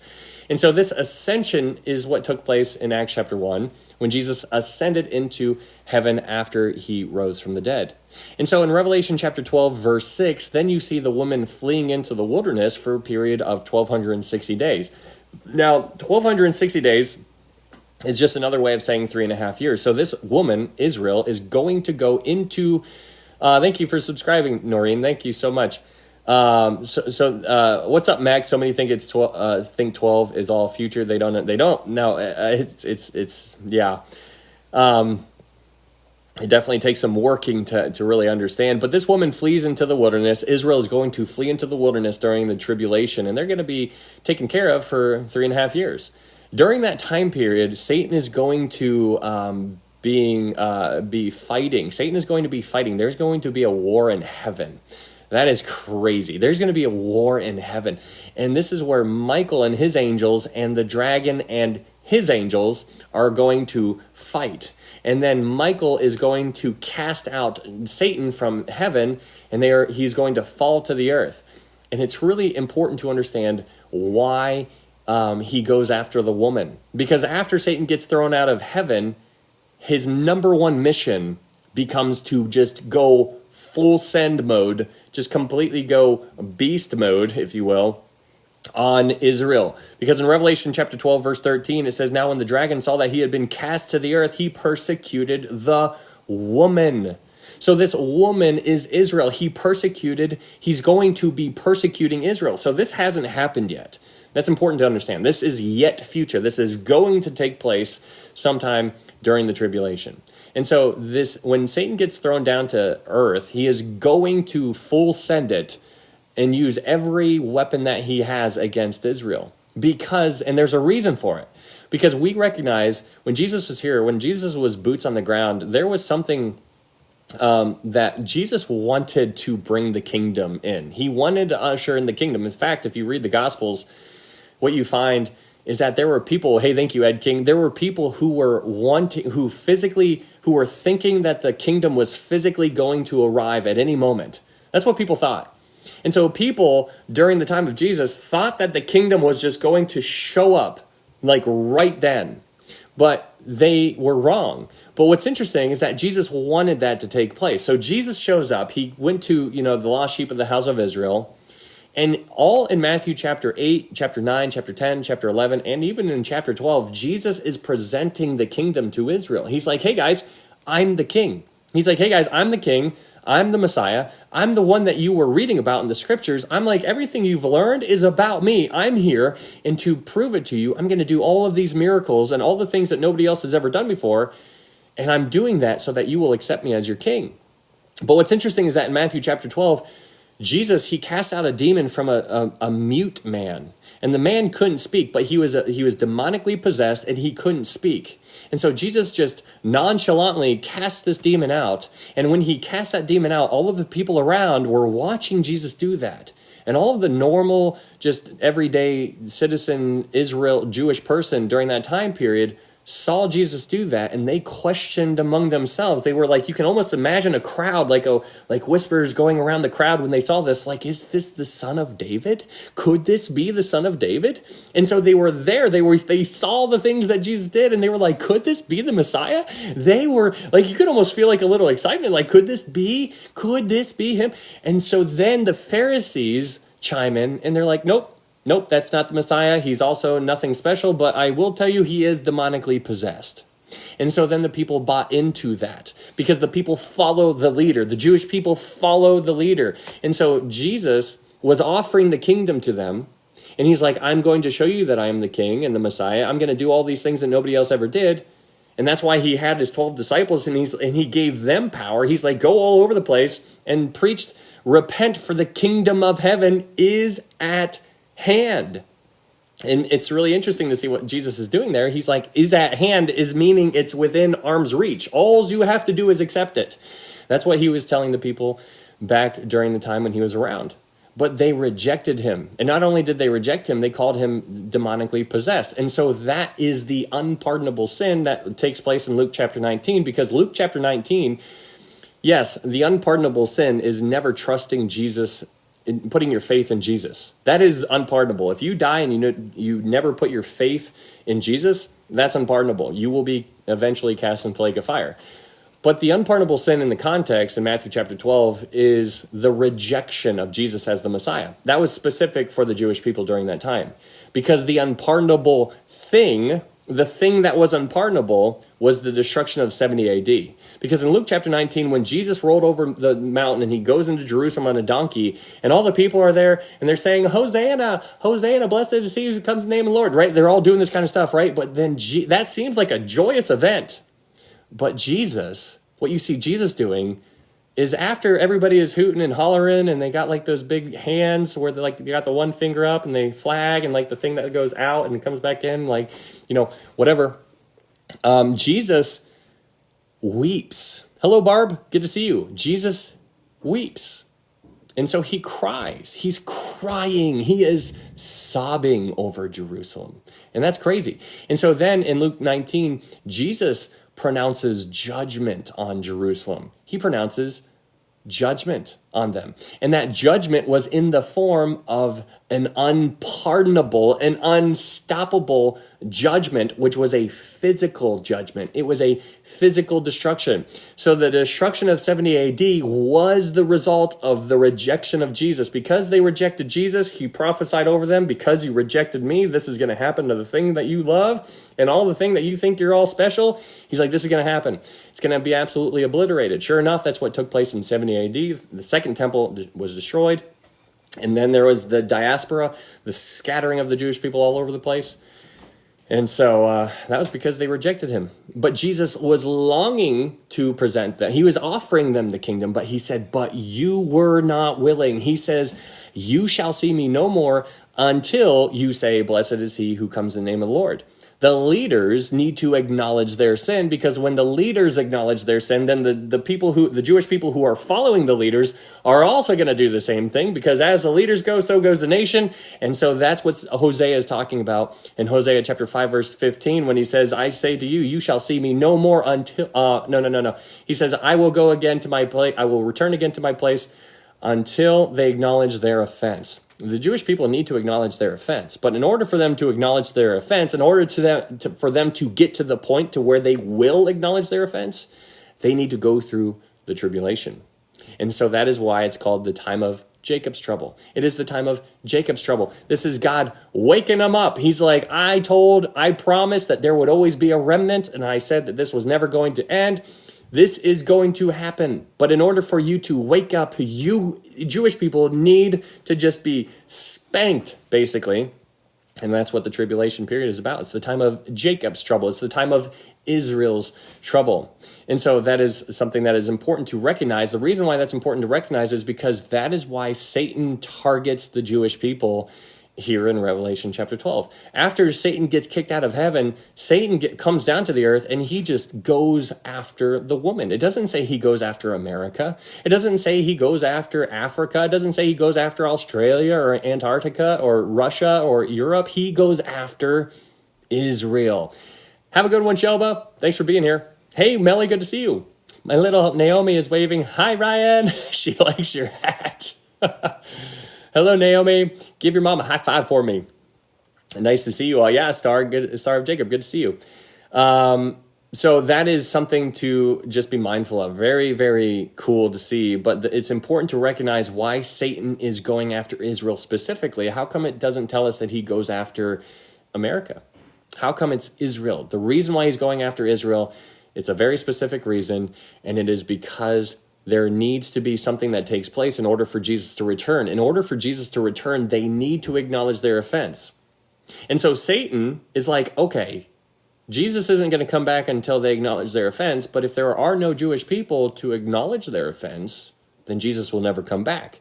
That's basically what that's basically what Satan is thinking, in a sense, I would wager. So Satan is trying to eliminate the Jewish people, and that is the reason why he full sends it after Israel. Anyways, but hello, Amber. Good morning. Good morning. Good morning. In that is Revelation chapter 12. Revelation chapter 3, that's a literal lie. Ooh, interesting. Yeah, as per usual, guys, test all things and hold fast to that which is good. Are we getting into verse 7 today? Actually, Amber, we are going to finish Revelation chapter 20 today. It's going to be a good time. I'm excited, but we're going to be going all over the place. But chapter 20 will be complete today, which is awesome. But in Revelation chapter 13 is a really good one too. All of these chapters are just so deep. There's so many deep things there. But in Revelation 13, John sees this John sees this beast that comes up out of the sea. And so, okay, that's okay. But in Revelation chapter 13, John sees this beast that comes up out of the sea. And this beast that comes out of the sea has 7 heads, and it has 10 horns and 10 crowns. Now, so the way to visualize this, that might help you visualize this, is to imagine like this dog, but like 7 heads. It's all of the heads are connected to the same body, so it's one system, one beast that is John is seeing here, but it has 7 heads. And so the 7 heads are a picture of basically those who have oppressed, in my opinion, those who have oppressed Israel in their history. And those people are Egypt, Assyria, Babylon, Medo-Persian Empire, Greek Empire, the Roman Empire, and the 7th head that is yet future is going to be the revived Roman Empire. The revived Roman Empire. And so these 7 heads are basically all of the empires of the world that were oppressing the Jewish people. And so you can use it as like a sense or an idea of those of times of the Gentiles, if you would like to view it that way. It's all of those empires, all of their strengths, all of the things that they were good at, like the lion, the bear, the leopard, and then the one beast that Daniel was like, I want to know more about that beast. It's all of those beasts put into a blender, blended up, and then whatever shake you get after that, that is what John is seeing here. This beast that is going to be in the future, that is going to be emerging, is all of those things in the past put into one beast. It's gonna be unlike anything else. It is going to be unbelievable. This thing is gonna be a freak of nature. And so here in Revelation chapter 13, John sees this beast rising up out of the sea. And so in order to understand Revelation 13, you need to understand Daniel chapter 7. And so it's really kind of cool to see what's going on here. But in Revelation chapter 13, we get a very important detail about this beast. And this beast, this Antichrist, it says in Revelation 13, verse 5, it says he was given a mouth speaking great things and blasphemies, and he was given authority to continue for 42 months. 42 months. So this beast is going to have authority for 3.5 years. Now, why that's important is to recognize the connection between the two witnesses who have authority for 3.5 years, and they are there on the earth for 3.5 years. But the beast, the Antichrist, is around during that time period, but he's just not revealed yet. He doesn't have his authority yet. It's not until the Great Tribulation, to where he breaks the covenant, he takes his mask off in a sense, and he reveals to the world who he actually is, and all the Jewish people are like, and then that's when Jesus says, when you see the abomination of desolation spoken of by Daniel the prophet, let him who is in Judea flee to the mountains. The Jewish people are going to be around him for 3.5 years, just having being confused as who this guy is. They're going to think he's on their side. But at that 3.5 year mark of the tribulation, that he's going to go into the temple, and when he goes into that temple, they're going to be like, you shouldn't have done that. And then that's going to spark something in their mind and be like, we know our history. We know what took place back during Daniel's time. During Daniel's time, that's when Antiochus Epiphanes went in there. He's doing the same thing that Antiochus Epiphanes did. Guys, we got to go. And so they will realize that they were deceived at that point. It's really cool to see what's going on here. But that's Revelation 13. And so why this is important is because when you see what took place here in Revelation 14, verse 5, it says that the beast is given authority for 3.5 years. So the two witnesses are there for 3.5 years, guarding the temple, if you want to use your imagination in that kind of way. And then after the beast ascends, he overcomes them, the two witnesses, and then that's when the beast's authority begins. They both have 3.5 years, 3.5 years. 3.5 years plus 3.5 is 7 years. That is the 7-year tribulation. That is Daniel 9:27, Daniel's 70th week, that is yet future. So that is Revelation 13. In Revelation 13, verse 14 and 15, we see that there is going to be an image that is going to be placed into this temple. This image that is placed into this temple is going to be given life. It is going to be this false prophet that is also in Revelation 13. There's going to be a beast and a false prophet. The Antichrist and the false prophet, the son of the man of sin, the son of perdition, the lawless one, whatever you want to call the Antichrist. It's just commonly known in our culture as the Antichrist. He's got many names. But the Antichrist and the false prophet are going to be a duet. They are going to be partners in crime, if you will. And so wherever one goes, the other one is right there. And so the false prophet does a whole bunch of miracles in the presence of the beast. And so wherever the beast goes, he's just there. But then the false prophet is just kind of like a shadow back there doing a whole bunch of cool things, just basically reinforcing how awesome the beast is, how awesome the Antichrist is. That's the role of the false prophet. The false prophet is to get the attention of the world and say, look at me. And then when everybody looks at him, he's like, yeah, you think I'm cool? Well, follow him.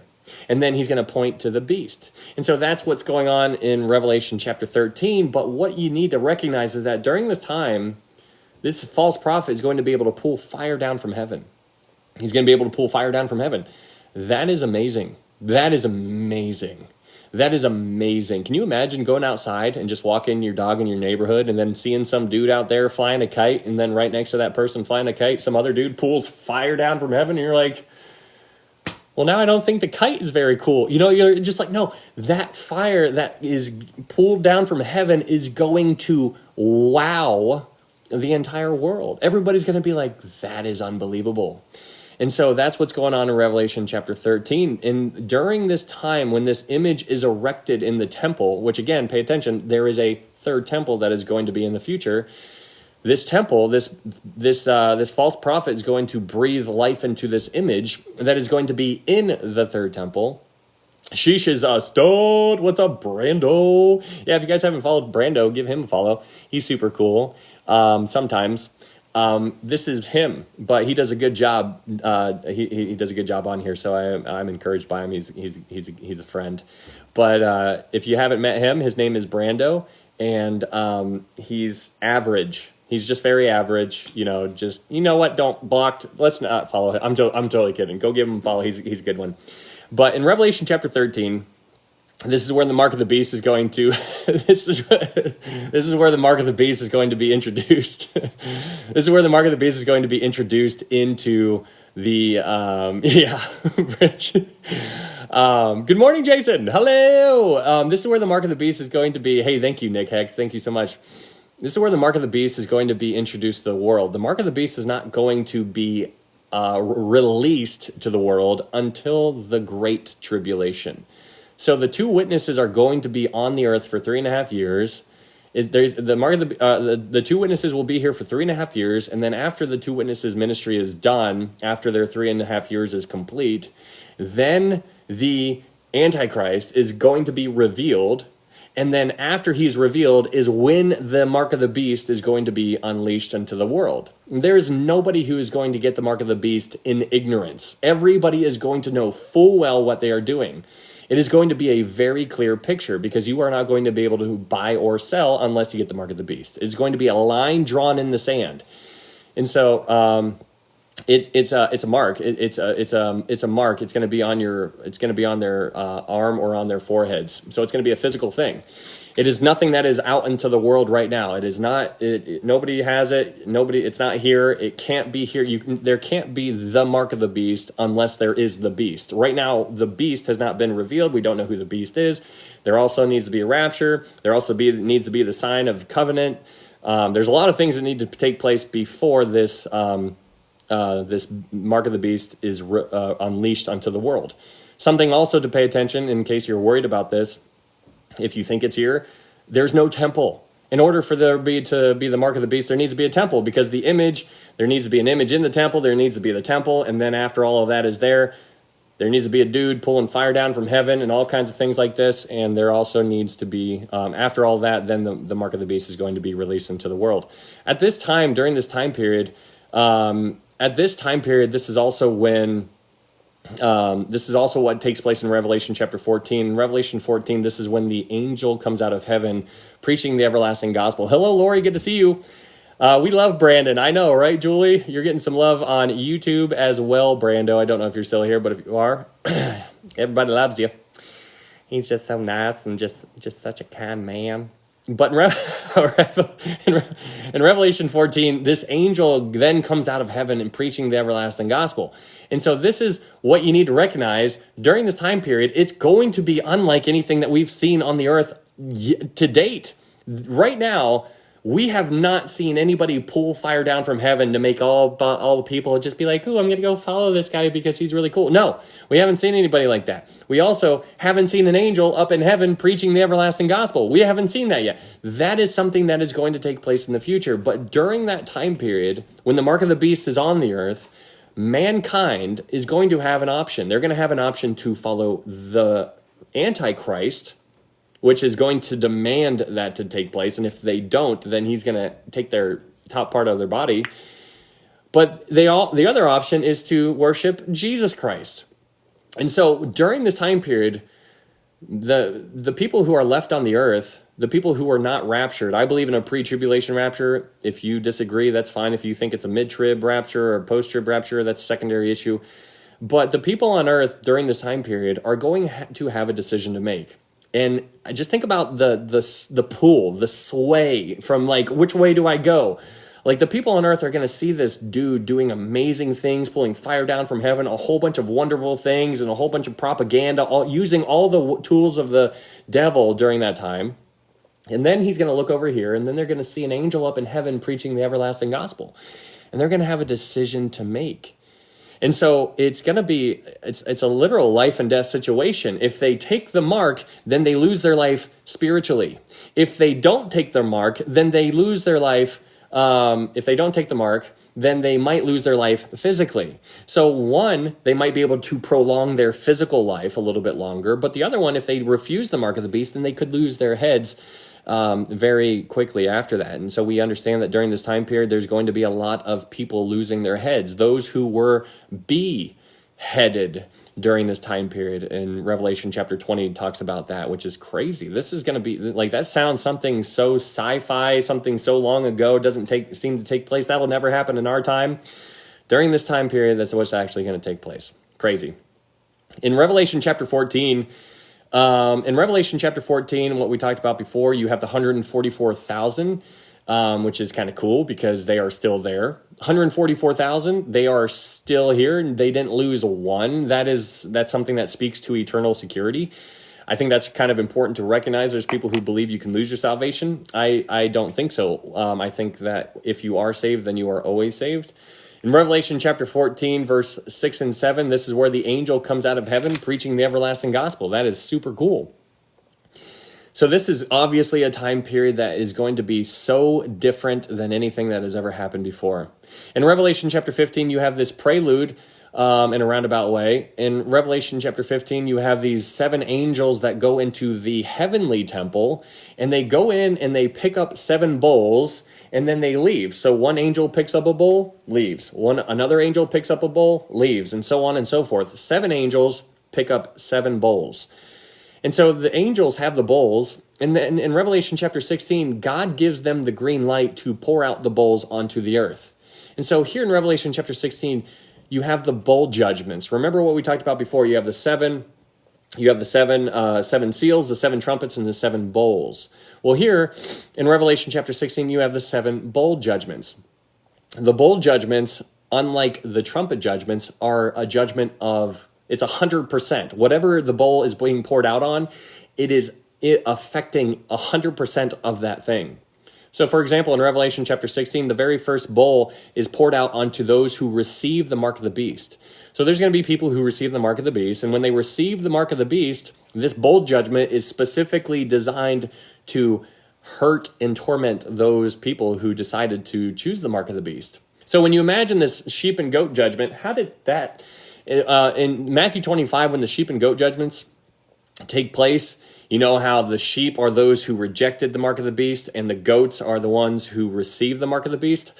All the goats, all the Gentile goats that are there at that time, they're going to be covered in sores, and they're just going to look like a hot mess. They're just going to be like, like they're just like, I made it, and then they show up, and then they just get ended right then and there. It's terrible. It's not funny at all.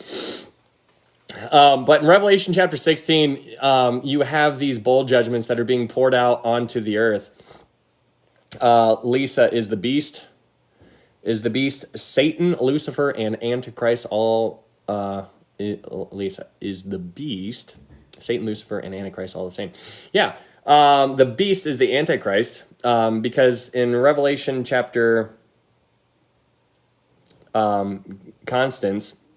If you go to Revelation 16, verse 13, in Revelation 16, verse 13, you see 3 individuals there. You see the dragon, the beast, and the false prophet. The dragon is Satan.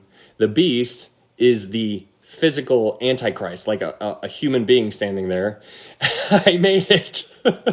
And then the false prophet is his sidekick.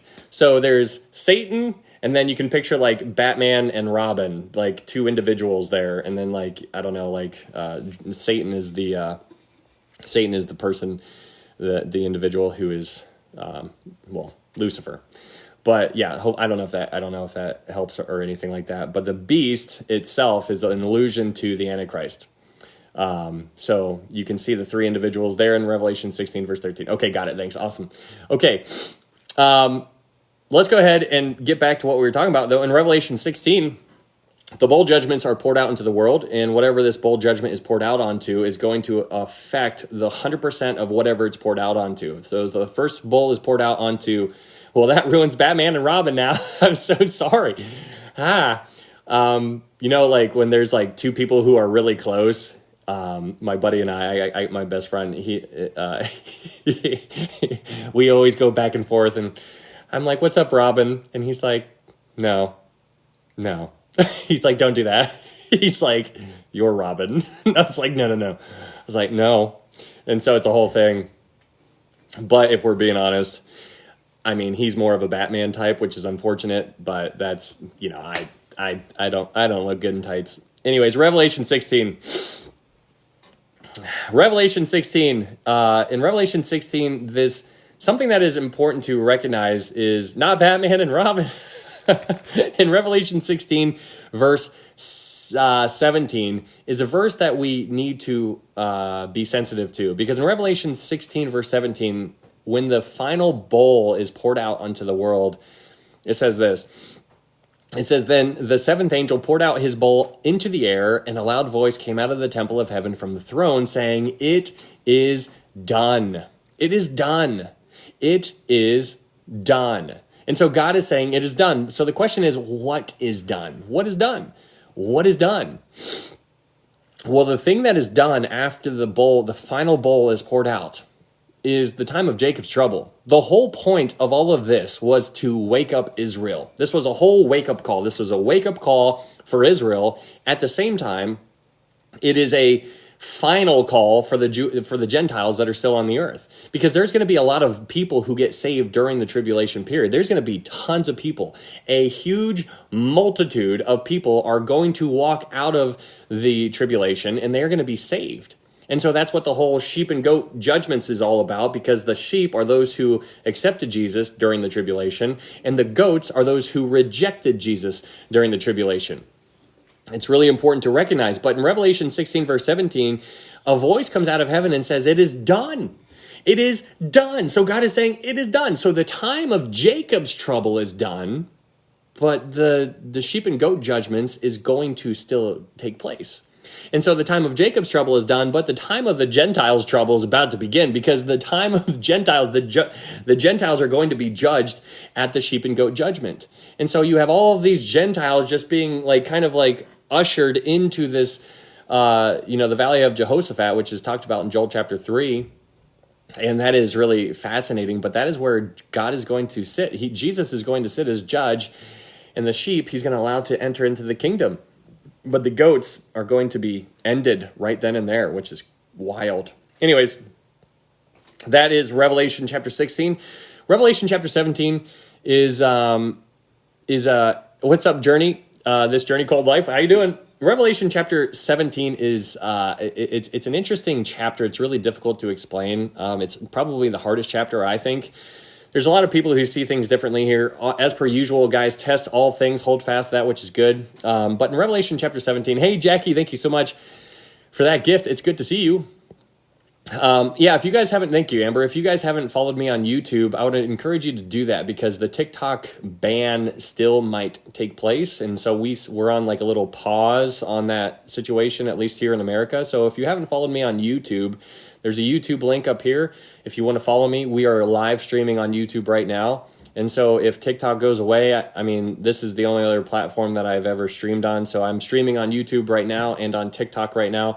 So I upload all these to YouTube. So if you want to go back and watch them, we're just going through the Bible book by book, chapter by chapter, verse by verse, doing the best that we can. And as per usual, guys, this is all secondary stuff. The most important thing is how to know for sure you can get to heaven. That is everything. If you don't know how to know for sure you can get to heaven, then this stuff that we're talking about here sounds cool, but it has no meaning whatsoever. The important thing is how to know for sure you can get to heaven. How do you get to heaven? There's only one way. In Romans 3:23, Paul tells us that for all have sinned and fall short of the glory of God. So when you recognize you're a sinner, and then you realize real fast that you have fallen short of the glory of God. So Paul is telling you that our goal is to be with God, but we have fallen short because all have sinned. And so when you recognize that, and you're like, well, then how do I get to God? Well, Paul's not done giving you bad news. In Romans 6:23, he says, for the wages of sin is death. So Paul is just slapping you upside the face right now. He's like, hey, you're a sinner and you're under the death penalty. But he doesn't end there. And praise God for that. He says, for the wages of sin is death, but the gift of God is eternal life through Jesus Christ our Lord. That's amazing. It is through Jesus Christ our Lord, period. Not through Jesus Christ our Lord, comma, and going to church, and doing this, and doing these things. It is Christ and Christ alone, guys. For by grace you have been saved through faith, and that not of yourselves. It is the gift of God, not of works, lest any man should boast. Because boasting is a sense of pride. It's a sense of puffing up. That's what leaven, when you add leaven and you're baking bread, leaven puffs up. You get this huge loaf of bread and you're like, what am I going to do with this? And so you don't want, that's why it's the unleavened feast. It's unleavened. And so if you add leaven to something, a Jewish mind would be like, what are you doing? Because leaven is an idiom of sin. And so that's what we need to recognize. It is for God so loved the world that he gave his only begotten son, that whosoever believes in him shall not perish, but have everlasting life. It's whosoever believes in him. Man, underline that word, whosoever believes. It is for by grace you have been saved through faith. So anyways, so going back to Revelation chapter 17, in Revelation chapter 17, you have two players in this chapter that you should be mindful of. You have this unique way of finding humor within the That's awesome. Thanks. In Revelation 17, you have two players that are on the board here in this chapter. You have the beast and you have the woman. Now, this beast is different than the beast that Constance was asking about. This beast here is a political system. This beast is a political system. So there's two beasts in a sense. There's the woman, and then there's the woman, and then there's the beast. There's two systems. The beast, the 10 kings, is a part of the political system that is around during this tribulation period. There's going to be 10 kings that are like pretty influential during this time period. There's going to be 10 of them, and that is the beast. And then on top of the beast is a woman, and wherever the beast goes, the woman goes with the beast. And so the woman is a picture of the false church, false Christendom. Now, we have false Christendom all over the place right now. You could drive down Park Avenue wherever you're at, and there's going to be churches all over the place, and a lot of them are not teaching the proper gospel, I would imagine. And so this false Christendom is nothing new. It's always been there. And so Satan loves religion, guys. When you recognize that Satan loves religion, he wants to get up in there, because if he's allowed to go in it, then he can manipulate things going on. He's pulling all kinds of levers, hitting all kinds of buttons. And so the body's just like doing a whole bunch of things it shouldn't be doing. Kind of like, what's that one? Inside Out. Have you seen that one? That one's pretty funny, where there's little anyways, but so this beast and the woman is the religious system around during the tribulation period, and the beast is the political system. So wherever the beast goes, the woman is going, and that's how it is for the first 3.5 years. But at the end of the first 3.5 years, right when the great tribulation begins, the beast will then turn on the woman and devour the woman, so the woman dies, and then the Antichrist rises up. Because the Antichrist can't be... So can you imagine the Antichrist rising up and saying, you're going to worship me, while there's all these other churches around? No. All of these other churches who are like people coming in here. No, when the Antichrist rises up and sits as God, he's going to say, you guys don't worship it. I don't care who your God is. You worship me.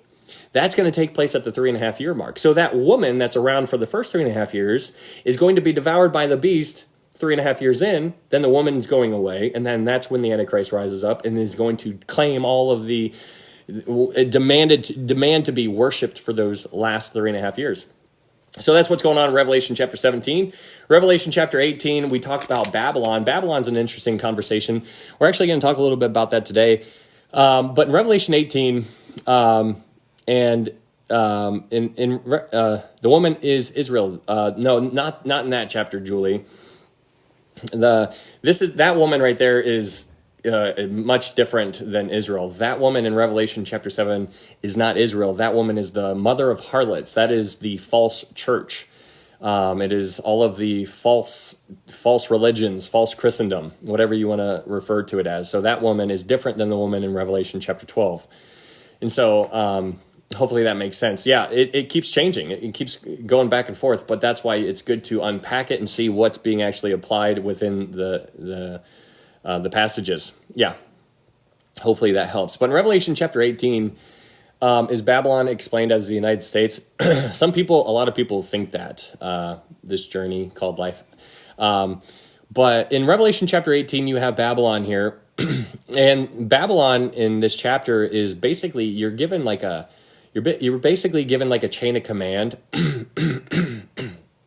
In Revelation chapter 18, you're given 3 players. You're given kings, you're given merchants, and you're given ship masters, or the transporters of goods. So you have kings, the merchants, and the shipmasters. Those are the 3 people that are a part of this Babylonian system that is going to be around during this time period.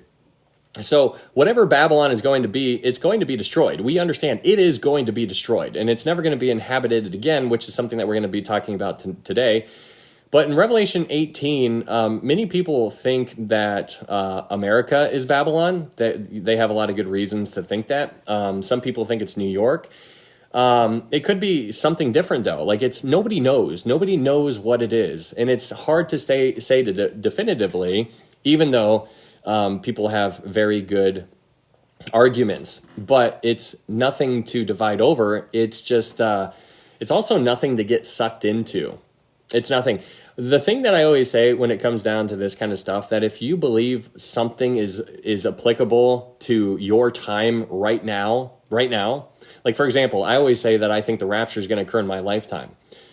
If I say that, that must make me live a certain way that actually reflects that belief. If I truly believe that the rapture is going to occur in my lifetime, then that means I need to start living for the Lord in a way that I've never lived before. And so if you believe that the rapture is going to happen in your lifetime, then you should start living more boldly for Christ than what you've ever done before. And so the thing is that there's a lot of people who say certain things, but then their life doesn't change. Nothing's different. And so you don't even know if they're born again or not. And so if you believe that this is talking about America and New York or whatever, or Americanize the entire thing, then I would hope that your lifestyle, your life, and your light would be shining much brighter than what it ever has before because of your belief. And so hopefully that is for you. Anyways, Revelation chapter 18, who knows what it's talking about? Could be America, could be New York, but it also could be an allusion to the world in some kind of aspect, because back in Genesis chapter 11, there was this oneness that was going around. That's what Babylon was all about. Everybody getting together. They had one mission, one language, one speech, and they were all going to do one thing. And so God goes down, he confuses their languages. And then there was this huge language barrier that has been in effect for the entire time up until now. Think about that. Up until now there is no more language barrier. If somebody breaks down on the side of the road, you stop out to help them out, and they start speaking Spanish or French or Russian or something like that, you're no longer, in a rock between a rock and a hard place, because you have your phone. You can get your phone out, Google Translate, talk into it, say translate over into Spanish or Russia or whatever, Russian, and then have them talk into it. Next thing you know, you're going back and forth, back and forth. I mean, there's no more barrier. And now, never. Yogi's like, what's that? Changing a tire? How dare you? But in Revelation chapter 18, that's all about Babylon. Who knows? Who knows what it actually is? But there's going to be some kind of place. Back then, during the ancient time, Iraq was ancient Babylon. Anyways, in Revelation chapter 19, I heard that the bodies of water won't be here during the 1,000-year reign. Well, there's going to be water. We know that because out of Zion, out of the temple, there's going to be a river that flows out of the temple. It's going to flow out of the temple. It's going to flow down to Jerusalem. After it reaches Jerusalem, it's going to go to break off into 2 branches, one to the Dead Sea and one to the Mediterranean Sea. So the Mediterranean Sea and the Dead Sea is going to be there. So I don't know, unless you have like a reason to think that, maybe you could give me a verse or something like that. Anyways, Revelation chapter 19 is an amazing chapter. Have no fear, I am here. What's up, DLP? How you doing, man? Let's get into love your sweatshirt. Where did you get it? Hey, thank you. This is a sweatshirt that you could go check it out. Actually, there's a website. If you wanted to support this ministry, I would encourage you to go check out threadsthatpreach.com. Yes, thank you, Amber. This is the website that I just launched like a week or two ago. And it has given me a headache for the longest time, but it finally got it up and running, and it's in a way that it's so much better than what it was before, and I figured out a lot of the kinks and a lot of the things that you wouldn't even think of. But yeah, if you wanted to go check it out, you can go and purchase something there if you would like to support this ministry, because all the things that people buy there support this. And so I tell you guys, I want to keep doing this as long as I possibly can. And so if this is the way that I'm supposed to be going, then that whole website is designed to keep this going. And so I keep telling you guys, I'm going to keep doing this till the wheels fall off. What's up, Rebecca? Good to see you. Got to go check it out. Yeah, absolutely. We'll be adding more things here as the weather changes. Obviously, it's a work in progress, but it is something that we are figuring out little by little, and it is an adventure. Let me tell you that much. I ask because it's terrifying to me, even though I pray that it sounds contradictory to believe in God's word. I just have to go and let God. I'm placing my order right now. Been a long way for me. I'm excited. Let's go, Lori. That is super cool. That's new too. Yeah. It's neat. Yeah, it's pretty fun trying to figure it out, and I'm learning. So I just appreciate you guys wanting, those who placed orders and stuff like that. Thank you so much. It's very kind and it's very encouraging. And so I just am very appreciative and humbled by it. So thank you so much. It is, it's pretty neat. I love doing this with you guys. It's one of my favorite things, even when I'm not going live. Even when I'm not going live, this stuff is always bouncing around in my mind. It is constantly just bouncing in, just going all over the place. I'm like trying to figure this stuff out. Warning, your connection is unstable. Please wait while we try reconnecting. Love the name of the company. Hey, thank you, Kim. Thank you so much. Sheesh, threads that preach. Are you guys on YouTube still there, or is it, did the stream freeze, or is it just me?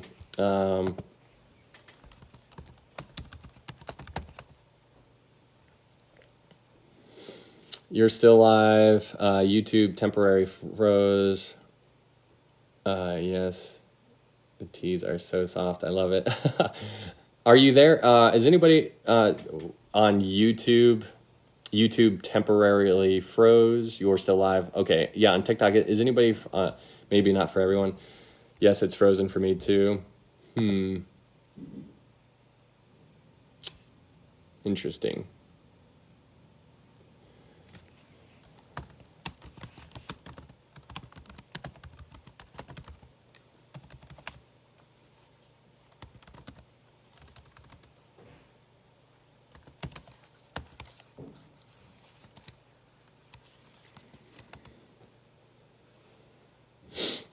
Why is this? Should I like reset this or something?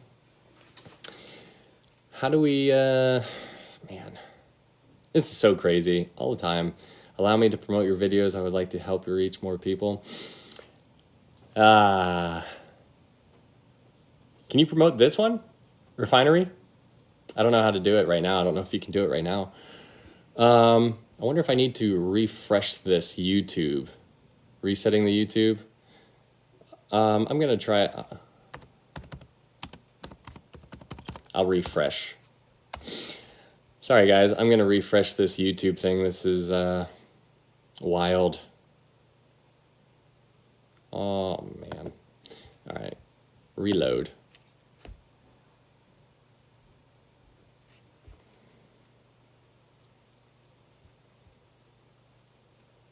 Oh, it's back. She said it was back. No.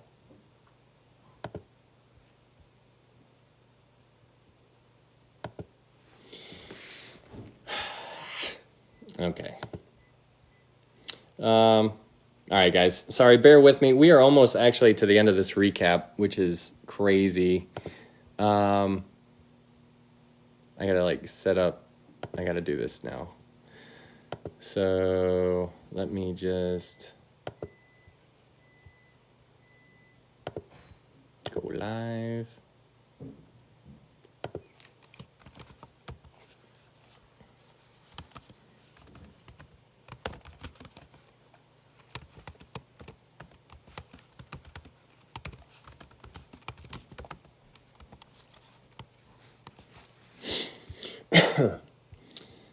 All right, this is only going to take me 2 minutes. I have to they make you fill out all these things on, that's crazy. That is crazy. YouTube, done. Okay.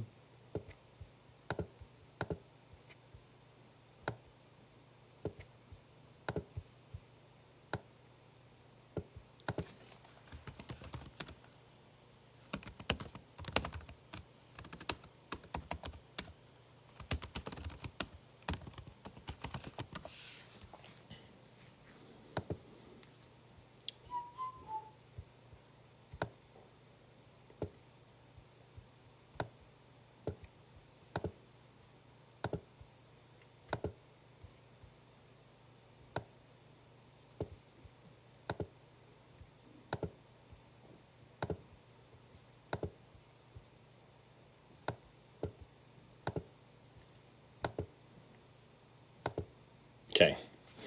Glad it's hello, Grandma. Glad it's on both platforms. Yeah, it's nice to have both, which is interesting. I normally don't have problems on YouTube. That's like the second time, I think. So hopefully this time. All right, go live. We are going live back on YouTube. I don't know, man. Strange. Okay, there we go. All right, so we're back on, hello, sheesh. I tried refreshing and closing out, but everything, it wouldn't work. Yep, YouTube should be up and running now. Hopefully it's back up and running for YouTube. And, yeah, so anyways, YouTube should be back in. There you are. Hello, Lisa. Welcome back. Sorry about that. I just had to reset the entire thing. All right, so let's go ahead and get back into Revelation chapter 19. Hello, Sam Bam. Is it working well for you guys on YouTube? Great, we are back. Thanks for being here. All right, so in Revelation chapter 19, you have this amazing chapter. There's so many cool things in Revelation chapter 19. But in Revelation chapter 19, two of the things that I want you to be mindful of. What's up, Sean? Awesome. So in Revelation chapter 19, verse 7 and in verse 9. Revelation chapter 19, verse 7 and 9. In Revelation chapter 19, verse 7, it says, "Let us be glad and rejoice and give him glory, for the marriage of the Lamb has come." Hello, Sandy. The marriage of the Lamb. The marriage of the Lamb. The marriage of the Lamb. Sandy, did you get those your order yet? Hopefully you did. Hopefully it was okay. Hopefully it was something you enjoyed. But in Revelation chapter 19, verse 7, it says the marriage of the Lamb. It's the marriage. And so, thank you, Anita. In Revelation chapter 19, verse 9, in contrast to that, it says, "Then he said to me, right, blessed are those who are called to the marriage supper." So you have the marriage of the Lamb, the marriage, and you have the marriage supper. Welcome back in business. Hello again, everyone. Yes, sorry about that. So you have the marriage, and then you have the marriage supper. These are two very different things, the marriage and the marriage supper. Now, why this is important is because they are two different events. So one, there is a marriage that has happened. The marriage of the Lamb. Jesus is the Lamb. So there's this wedding that is going to take place where Jesus is the groom. You are back. Jason, you are back.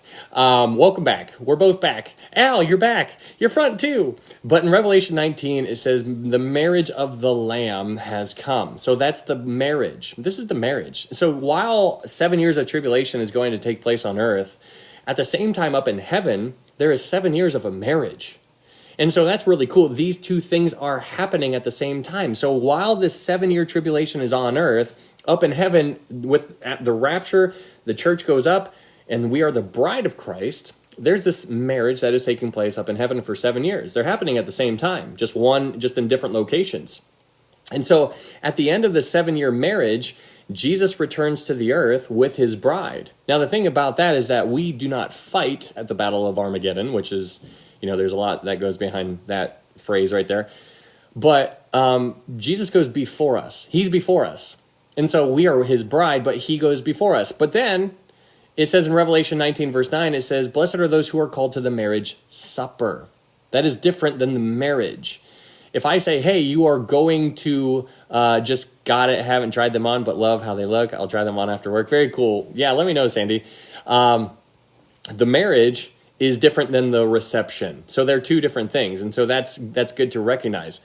And so when you have a marriage that has taken place or that is going to take place in the future, that's going to take place in heaven, but the reception is what's going to take place in the kingdom, which is going to take place on earth. So the marriage takes place in heaven, but the marriage supper takes place on earth during the millennial kingdom. And so that's really cool. That's why he says, verse 9, it says, "Blessed are those who are called to the marriage supper of the Lamb." He's like, there's going to be people who are invited to the marriage supper of the Lamb. And that is really neat. And so who are the people who are invited to the marriage supper? Well, when you go to a reception, obviously it is centered around the bride and groom, right? That's what it's centered around. It's about the bride and groom. But then the people who are invited are the friends of the bridegroom. And that's awesome. And so you're going to have the Old Testament saints there. You're going to have the tribulation saints there. They're all going to be there. But you and I, as the bride, the church, we are here and we are unique. We are unique to this story that God flung into existence, just like how the Old Testament saints are unique to being a part of the Old Testament. It's all story that everybody back then is pointing to Jesus, or they should have been. Everybody during our time is pointing to Jesus, or so we should have been. Everybody during the tribulation should be pointing to Jesus, or so they should be. It's always about Jesus. And so you see this really cool thing that where the church is finally going to be married to Jesus, and the people who are invited to this reception are the Old Testament saints and the tribulation saints, and that is going to begin the millennial kingdom. In Revelation chapter 19, verse 11, this is the revelation of Jesus Christ. Is that when we're going to be in our forever bodies? Absolutely. Can you imagine? That is going to be unbelievable. We are going to have our glorified bodies at that time. And that's going to be awesome. But in Revelation chapter 19, verse 11, it says, "Now I saw heaven open, and behold, a white horse, and he who sat on him was called Faithful and True. And in righteousness he judges and makes war." He judges and he makes war. Think about that. That is the Prince of Peace who is making war. Now that seems like a contradiction, right? No, but he is Prince of Peace. His kingdom is going to have no end. Right upon his shoulders is going to be the government. He is going to have a perfect government, and that's what we're going to actually be talking about here. But he judges and makes war. It's going to be awesome. It's like what we have to look forward to is just an absolute blessing to be a part of it. And it's so neat. And so, this is why, like, if you're a born again believer, then awesome. Amen. But the question is, what are you doing with it? And so I'm not saying that you got to go out there and kick your neighbor's doors in and be like, you got to accept Jesus right now. No, I'm not saying that, but are you doing something with it? Just do something. And so if you are, then good. Amen. That's super cool. You and I are in the same field. We are working. We are both laboring in this field of the world. And if you're a prayer, that's awesome. If you are constantly praying and praying and praying and praying, that is super awesome. Thank you. If you're an encourager, thank you. If you're good at consoling people, then thank you. If you are doing something to edify the body, not just you, the body that I'm a part, you and I are brothers and sisters in one body. And so if you are edifying that body, if you're doing what should be helping that body work optimally, then that's awesome. Then keep on going. Because we're not home yet. Run that race with endurance. Just keep on going and don't take your eyes off Jesus. Even when it gets dark out there, he's like, it's storming all around me. You got waves going up, you got lightning, you got thunder, you got just water hitting you in the face you can't even see. And so you got to kind of squint sometimes to kind of keep your focus, and it gets blurry sometimes, but wait and just kind of brush it out of your eyes. And then where is he? Just keep on going. But Peter fell in the water when he took his eyes off Jesus. He's like, what's that? That looks like a big wave that's about to hit me. And then he fell in. Lord, help me. Oh, Anyways, Revelation chapter 19, such a good chapter. We're going to actually come back to this one because we're going to have to talk about it. But in Revelation chapter 19, verse 20, it says, the beast and the false prophet were cast alive into the lake of fire. And that's really interesting. But here we go into Revelation chapter 20. We're actually going to come back to the beast and the false prophet cast alive because we're gonna dissect that. So I'm just flying by this because it's stuff that we're going to talk about in the actual study. In Revelation chapter 20, just to kind of recap, because now we're kind of coming down to the whole meat and potatoes. We're actually coming down to the actual study here. We're winding down this review. And so in Revelation chapter 20, just to kind of do a little bit of a, I can't wait for my, Parkinson's, I'm telling you, yeah, I know, and that's going to be an amazing thing. We're going to be able to, I often think of Pastor Sam. I don't know if you guys know Pastor Sam here on TikTok, but he's always on, and he does TikTok lives, and he's just always telling people about Jesus. He can't move. He's in a wheelchair, like he has somebody helping him do every single thing. And but he's a huge blessing. And I'm just like, man, what an encouragement. Just him doing that. It's wonderful. But in Revelation chapter 20, you have Satan. He's bound. He's locked up at the end of the tribulation. He is locked up for 1,000 years. And that's really cool to think about. Satan being locked up, being like, wait a second, how's he locked up? Well, he's locked up. He's locked up for 1,000 years. That's a long time, but it's not a long time in the grand, the big picture of everything. Because we think being alive or going through school or going through a hard time, that's only like a week or 2 weeks or 3 weeks or whatever.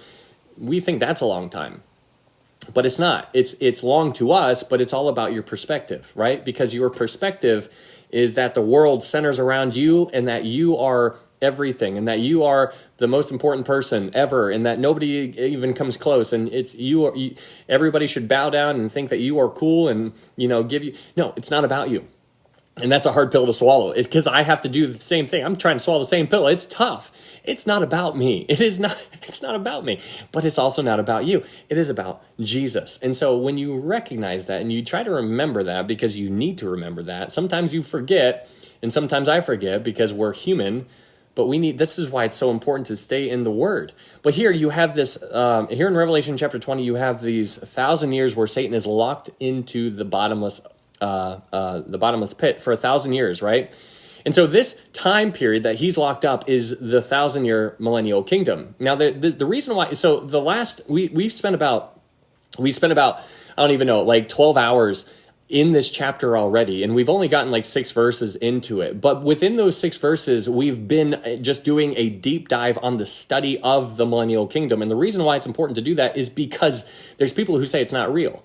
And so when we dive into this book, Revelation, you need to recognize, and I always say this, that there's a lot of Christians out there who are born again who see it differently than I do. And so I am proposing to you my opinion. It is on you to test all things and to hold fast to that which is good. We need to be like the Bereans. We need to receive the word with all readiness and then search the scriptures daily to find out whether these things are so. And so I give you something, you are to receive it and then search the scriptures daily. Don't believe me, but I mean, if you're going along with me, then you're at least able to see the receipts that we bring to the table, and it's all trying to support the idea of this literal millennial kingdom. And so this is what we are contending against. There are people on this app who say that the millennial kingdom is not literal, and I would argue completely against that. Like, I'm not going to go and debate people. Like, that's not me. I'm just trying to tell people what I believe, and if you see it too, then awesome. But Revelation chapter 20, Satan is bound to the bottomless pit for 1,000 years. Now, people say that the millennial kingdom is only found here in Revelation chapter 20, and that's just not true at all. Actually, the majority of what we learn about the millennial kingdom is given to us in the Old Testament. The Old Testament is the scriptures. The scriptures is what Jesus had when he was boots on the ground. When Jesus was here, the scriptures, his scriptures was the Old Testament. I read a New King James Version. But in Revelation chapter 20, we're talking about the millennial kingdom, and during this millennial kingdom, Satan is going to be bound for this 1,000 years, and during this 1,000 years, this kingdom is going to be set up. So the order of events, from my opinion, and this is my opinion. It's okay if you disagree, but this is how I see things playing out. So this is how I see it. I think the next thing that's going to take place on the prophetic timeline, according to how I understand the Bible, I believe the next thing is going to be the rapture. I think that's the very next thing. I think the rapture is going to be the next thing. After the rapture, sometime very shortly after the rapture occurs, there's going to be something that takes place called the tribulation. That's going to be for a period of 7 years. While there's tribulation on earth for 7 years, up in heaven, there is a wedding ceremony taking place at the same time. After the tribulation and after the wedding is complete, then there is the second coming where Jesus returns to the earth. And that is where the Battle of Armageddon takes place. If that's, the Battle of Armageddon, we can talk about that again. But that's when Jesus returns to the earth. Jesus is going to return to the earth at a place called Basra. This takes place in Jordan, which Jordan is just east of Israel. So Jesus returns to Israel, and that's what we see in Isaiah 63, because in Isaiah 63, Isaiah is there, and he sees somebody walking towards him in this vision, and he's like, who is this who is glorious in his apparel? Who is, and Jesus responds, and he's like, it is I who speaks in righteousness, mighty to save. And Isaiah's like, okay, but why are you covered in red? Because he was wearing glorious, his clothing was righteousness, but he was covered in red. And so Isaiah's like, why are you red looking? And so Jesus responds, and he's like, because I just got done treading the winepress. He's like, I was stomping on my enemies. And so that's what's going on in Isaiah 63. And so Isaiah sees Jesus return, and he sees where he came from. He's like, oh, you came from Basra. Basra is a sheepfold. So all the Jewish people, or a lot of the Jewish people, are going to funnel themselves into this specific location in Jordan. They're going to hide themselves in the cleft of the rock. And that place that they're going to end up at is called Basra, which is a sheepfold. So God's going to protect the sheep, and so he's going to show up, and he's going to return, and he's just going to crush his enemies, which is crazy. But that's what takes place after the tribulation. That's the second coming. And so then after the second coming, there is a period of time that is a 75-day interval that is going to take place from the end of the tribulation to the beginning of the millennial kingdom. Within the 75 days, there is going to be a couple things that take place. The abomination of desolation that is in the temple at that time is going to be taken down. It's going to be removed. You can read about that in Daniel chapter 12. That's going to be taken down. There's also going to be the sheep and goat judgments that is also going to take place during that 75-day interval. After the sheep and goat judgments take place, that is when God is going to start putting up his kingdom. His kingdom. He's going to start doing things. He's going to rearrange the furniture, and he's going to make this place his place. He's like, this is now mine. He's like, I got the title deed right here. He's like, this is mine. I don't know what to tell you. And so that's what's going on in those 75 days. And so right when the millennial kingdom, the 1,000 years where Jesus is literally reigning on earth, right when that takes place, that is when Satan is bound. So when Satan is bound, right when he's thrown in there, that starts the clock for the 1,000-year millennial kingdom. So this millennial kingdom that is going to take place for 1,000 years, millennial, 1,000, or some people refer to it as the Messianic kingdom, whatever you want to call it, the 1,000-year reign, the millennial kingdom, the Messianic kingdom, whatever you want to call it, it's all the same thing. But basically, it's this time period on earth where Jesus is going to be reigning as king, and he's going to be back, and that's awesome. And so he's going to be back, and when he's back, he's going to set up his kingdom. And in his kingdom, there's going to be a government. And his government is going to be upon his shoulders. So his kingdom is going to have no end. And so when he is reigning as king, he is going to start setting things up how he wants it to be set up. And so his government is going to have two branches of government. On the Gentile side, you and I, if you're a born-again believer, we're going to get to reign with him for 1,000 years. And I'm just like, woo!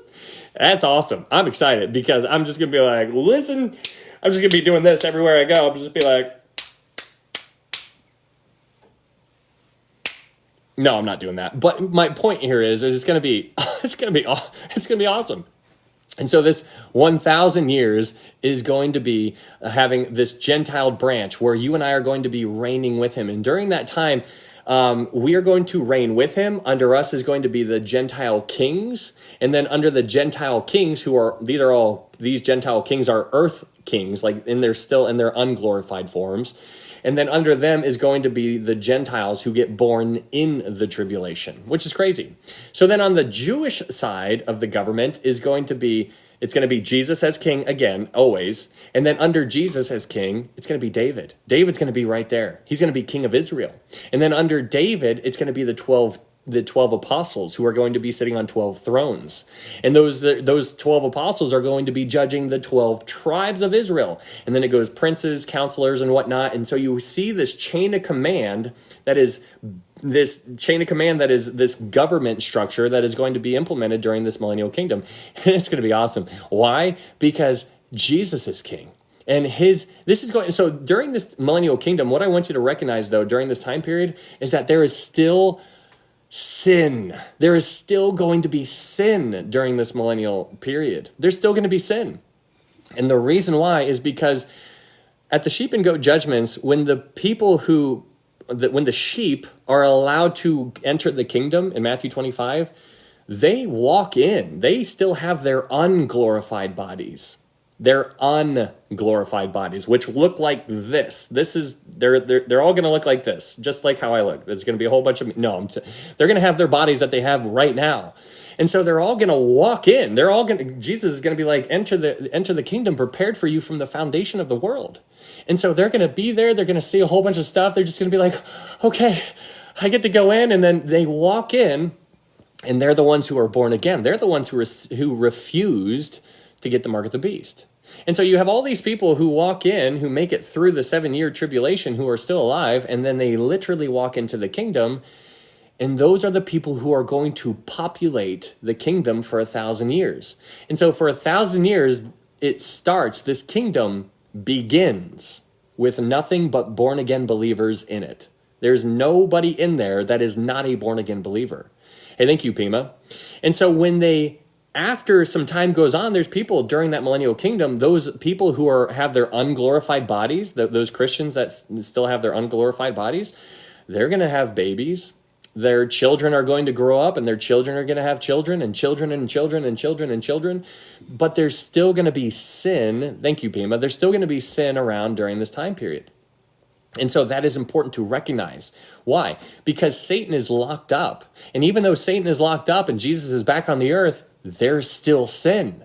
And so that's really fascinating, because the question is like, why are we having this whole millennial kingdom to begin with? And the reason is because God is basically showing us that, in my opinion, that God is showing us that no matter what we did, no matter what was going to happen, no matter if Satan did what he did and deceived when he deceived, he was going to show that no matter what, we were still gonna rebel. Even if Jesus was literally walking on earth, because that was one of the things that somebody was like messaging me. I mean, this person is yelling at me in my messages right now. And he's like, I just think that your God is such a, so-and-so and such the worst person ever. And if he just wanted to show himself right now, then he could just put all of this arguments to rest just by showing up. And I'm just like thinking in my head, I'm like, there's going to come a day where he's going to be doing that. And what's interesting is that during that time when he is doing that, there's going to be people who are going to see him and they're still going to rebel. And I'm like, what do you think they're going to say then? And so it's interesting to just see what people say now, see what they've said before, see what they're going to say then, and see what people are going to literally see during the millennial kingdom, and they are still going to rebel. And so this millennial kingdom, there's going to be a whole bunch of stuff that takes place. There's going to be a millennial mountain, because right now we are all, the world is hyper aware of this third temple that is going to be built.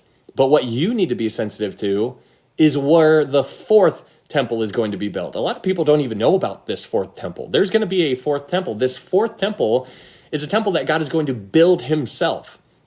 You can read about that in Zechariah.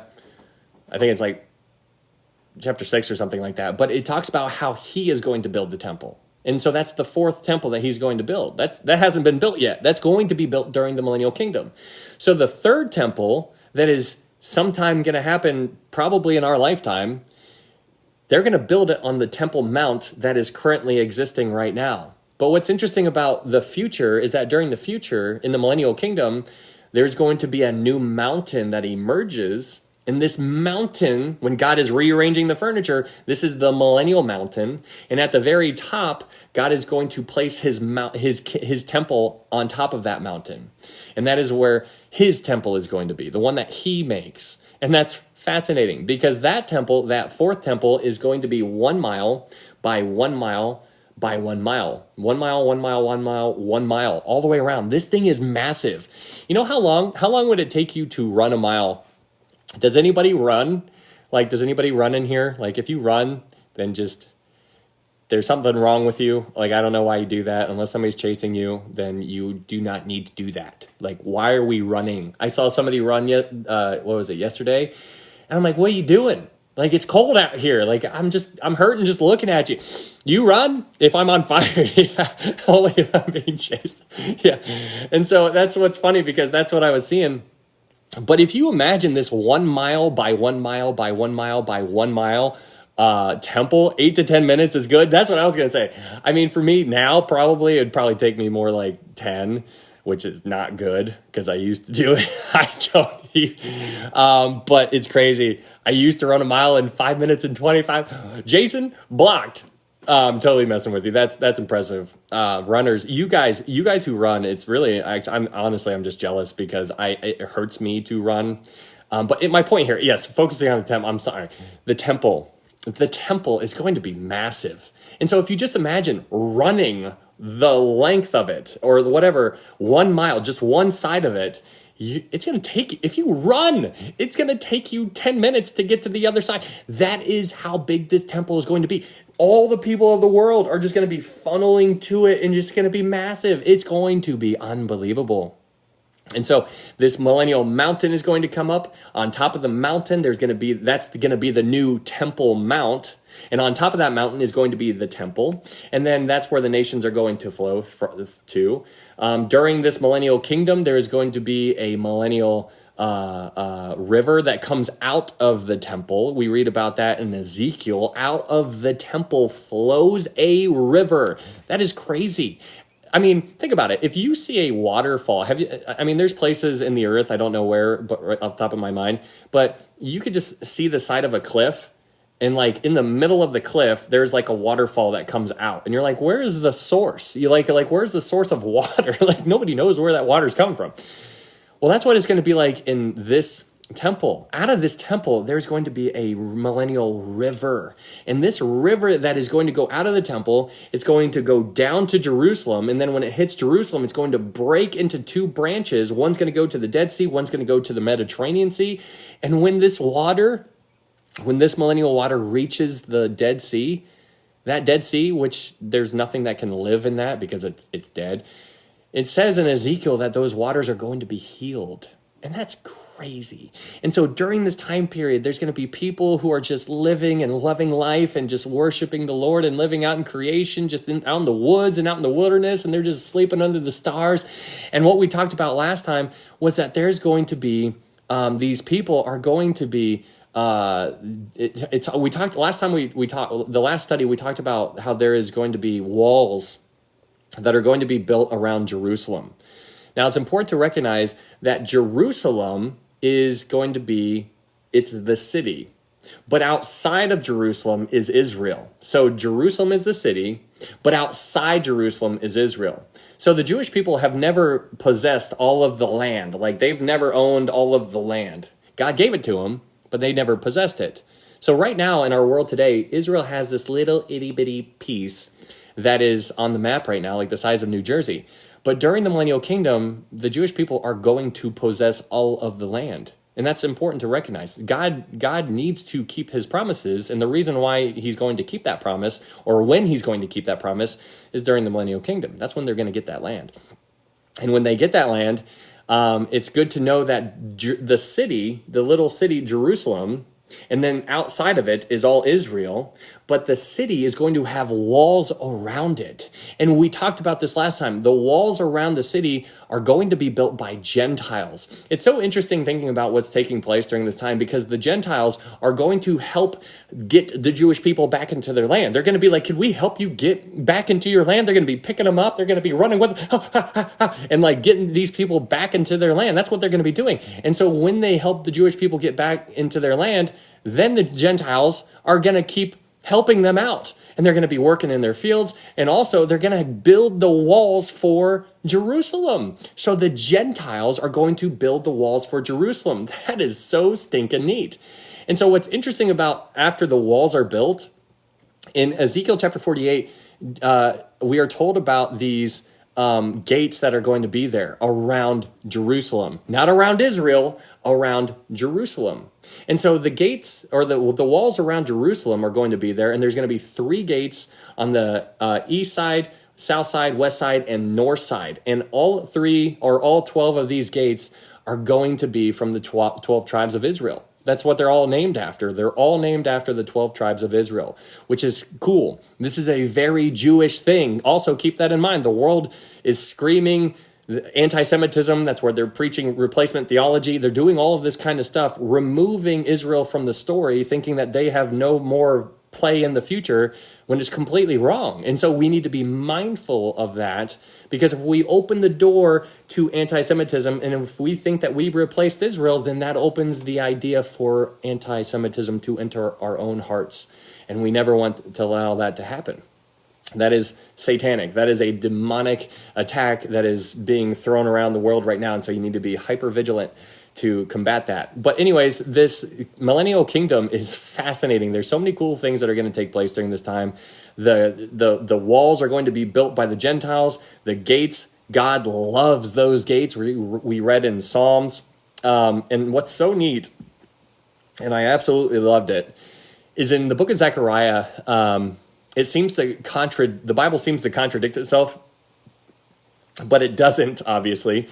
But if you read it, with all the passages that we were putting together, if you read it without understanding, you would be like, well, how does this make sense? And so whenever you seem to stumble upon a contradiction, there's always an explanation. So dive into it. And if you dive into it, and if you spend the time unpacking it, then you're going to be blessed. You're going to be encouraged, because you'll find it. You'll find the answer. Just keep looking. You'll be able to find it. And when you find it, you'll be like, that's really cool. But the walls that are built around Jerusalem, it talks about when Satan gets released, he is going to go against a city of, or a place of unwalled villages. And so what's really neat about Zechariah is that Zechariah says that they are not going to have walls, and that God is going to be their wall of fire.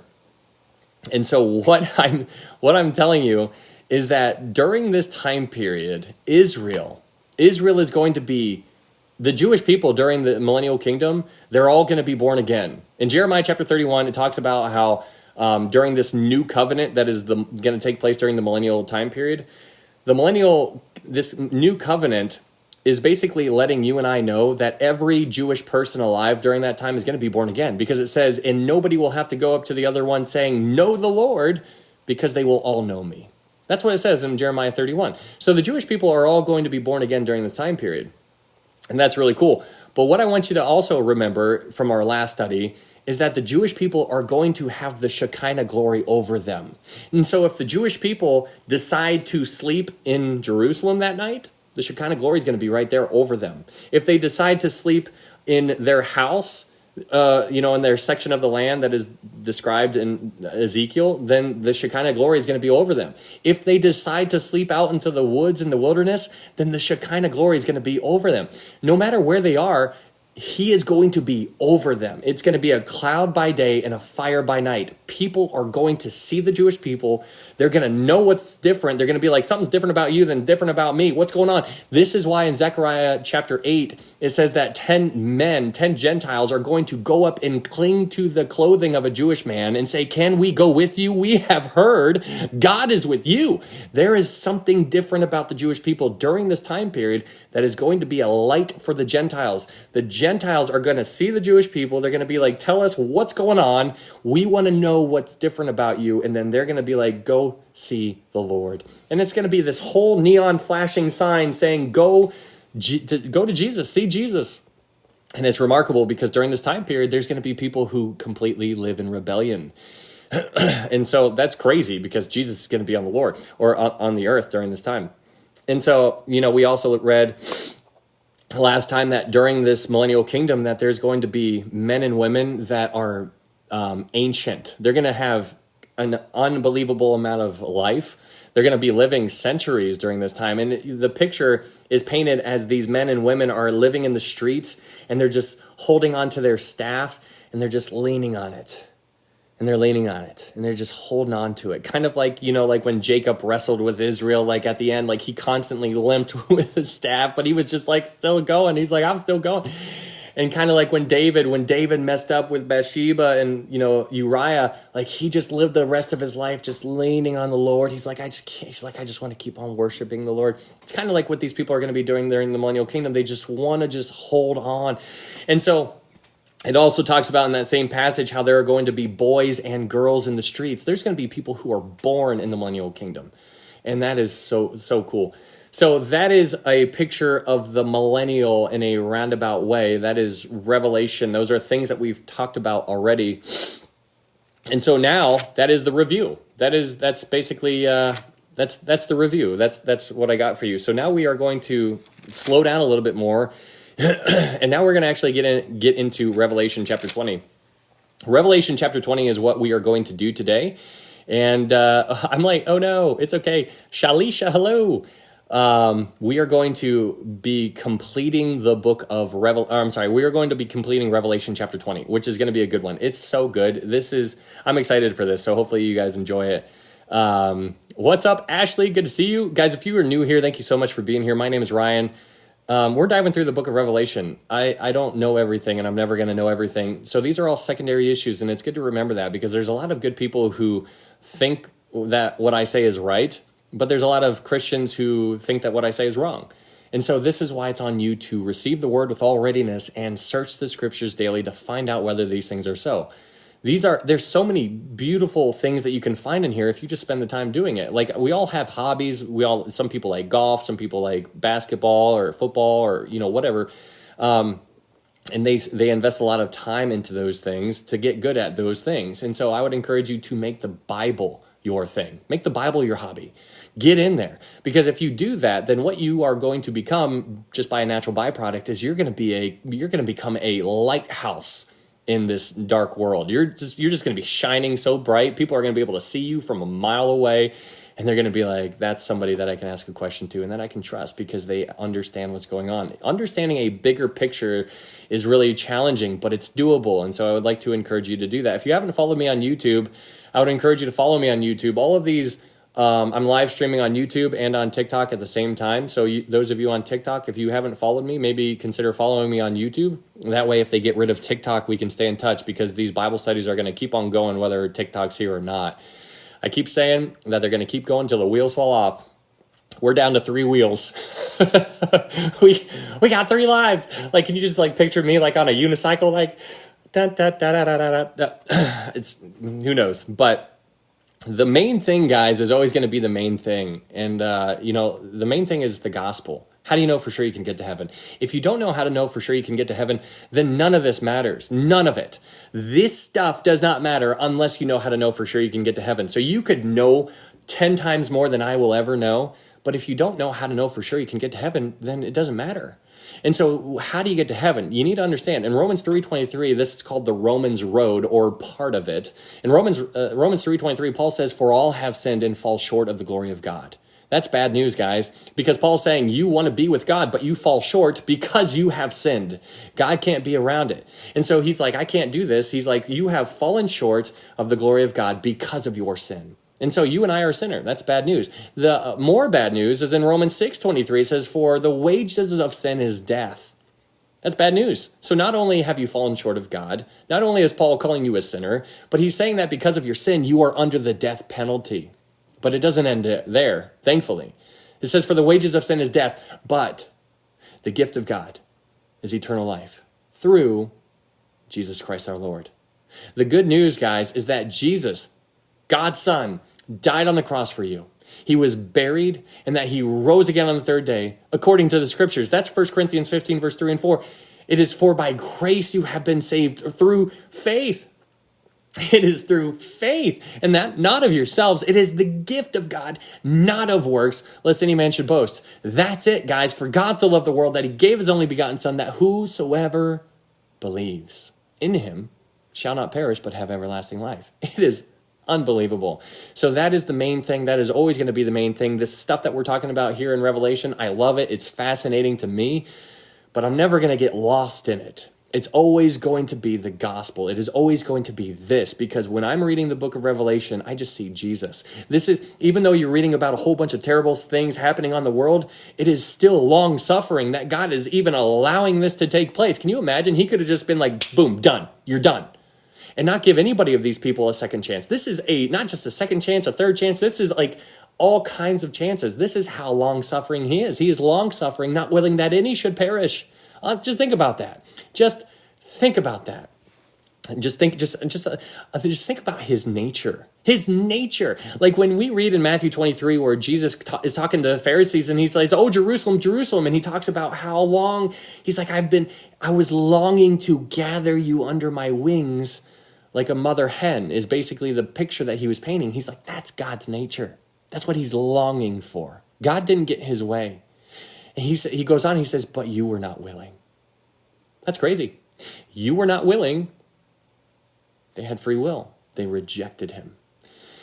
I didn't see that comment.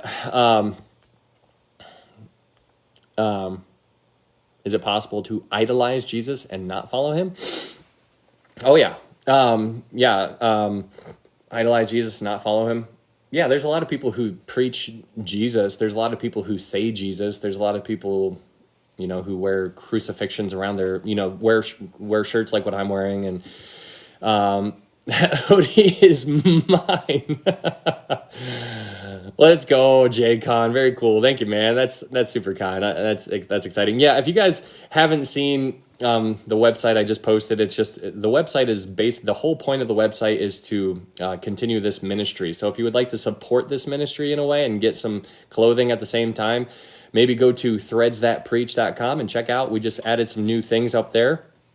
And if you want to go check it out, all the things that, all of that supports this. So if you choose to do that, then thank you so much. Also, if you guys go to a church that's like a big church where people sell, how some churches that have a lot of people that go to them sell clothes in there. If you wanted to maybe throw my hat in the ring, maybe be like, hey, pastor, there's this dude on TikTok. He's real goofy looking, but he sells some clothes and it's kind of cool. If you wanted to support him, maybe your church could pick us up and, buy some stuff from us and sell it in your guys' store or something like that, perhaps. Working on it. Very cool, Ashley. Thank you so much for that. And you get a sticker. The stickers are, could you do a sweater on Matthew 21:22? Ooh, a sweater. Well, the things that we got there now are what we're working with now. Other things are going to happen. We're still working on other designs and trying to figure out some other things. We try to keep it simple.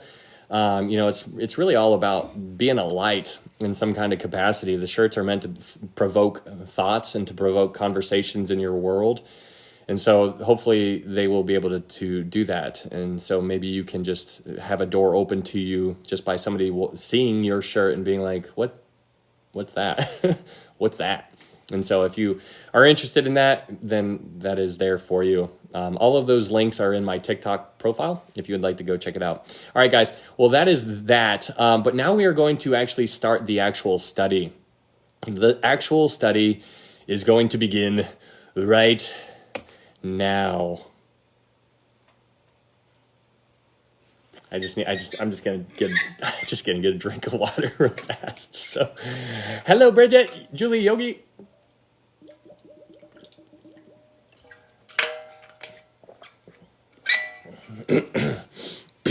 Okay, I'm excited for this. This is gonna be fun, guys. This is gonna be good. This is gonna be good. Hopefully, this connects a lot of dots for you, and if it does, then awesome. Because we're gonna be doing. I sound so much better. Yeah. Thank you. Yeah, last time we went live, I couldn't even speak. It was getting real weird. But hopefully we are moving out of that kind of woods and into a better place here. All right, so let's go ahead and get on into this, guys. We're going to be finishing up Revelation chapter 20. If you are new here, we have been in Revelation chapter 20 for like 12 hours or something like that. It's been ridiculous, but it's because of our study of the millennial kingdom. So we have been trying to exhaust the idea of the millennial kingdom, and so hopefully you're able to at least see it a little bit better now if you've been through all of the studies or some of them. Hopefully you're able to understand it a little bit more. But we're not done talking about it just yet. We are going to finish it now during this study. So let's let's talk about Gentiles in the kingdom. Gentiles in the kingdom. How long is the study? Long time. I don't know, but they're all uploaded to YouTube. If you wanted to go check it out, you can go rewatch them. But all of these are very long. But it takes time, and I try to word it in a way that you guys can understand, and the way that I understand it, and it's a good study. Let's go to Isaiah 66 verse 18, and let's talk a little bit more about the millennial kingdom. But here we're going to be talking about Gentiles that are around in the millennial kingdom. In Isaiah 66 verse 18, we're going to unpack some ideas here. You're doing a great job. Thank you, Trixie. In Isaiah 66 verse 18, it says, "For I know their works and their thoughts. It shall be that I will gather all nations and tongues, and they shall come and see my glory. I will set a sign among them, and those among them who escape I will send to the nations, to Tarshish and Pul and Lud, who draw the bow, and Tubal and Javan, to the coastlands afar off, who have not heard my fame, nor seen my glory. And they shall declare my glory among the Gentiles."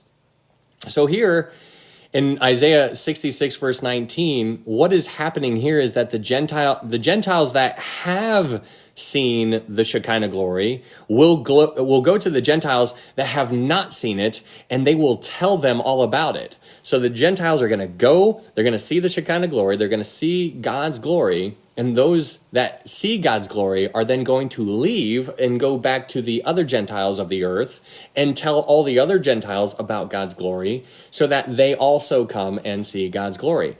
This Isaiah 66, this is at the end of Isaiah. If you remember Isaiah is basically dissected into two different categories. The first 39 books are a picture of the Old Testament. The first 39 are about the Old Testament, but then from Isaiah chapter 40 to chapter 66, those are the last 27 chapters, and those 27 chapters are basically parallels of the 27 books in the New Testament. So Isaiah is a miniature Bible. 39 books, the first 39 chapters in Isaiah are the first 39 books of the Old Testament, and the last 27 chapters of Isaiah are paralleling the New Testament.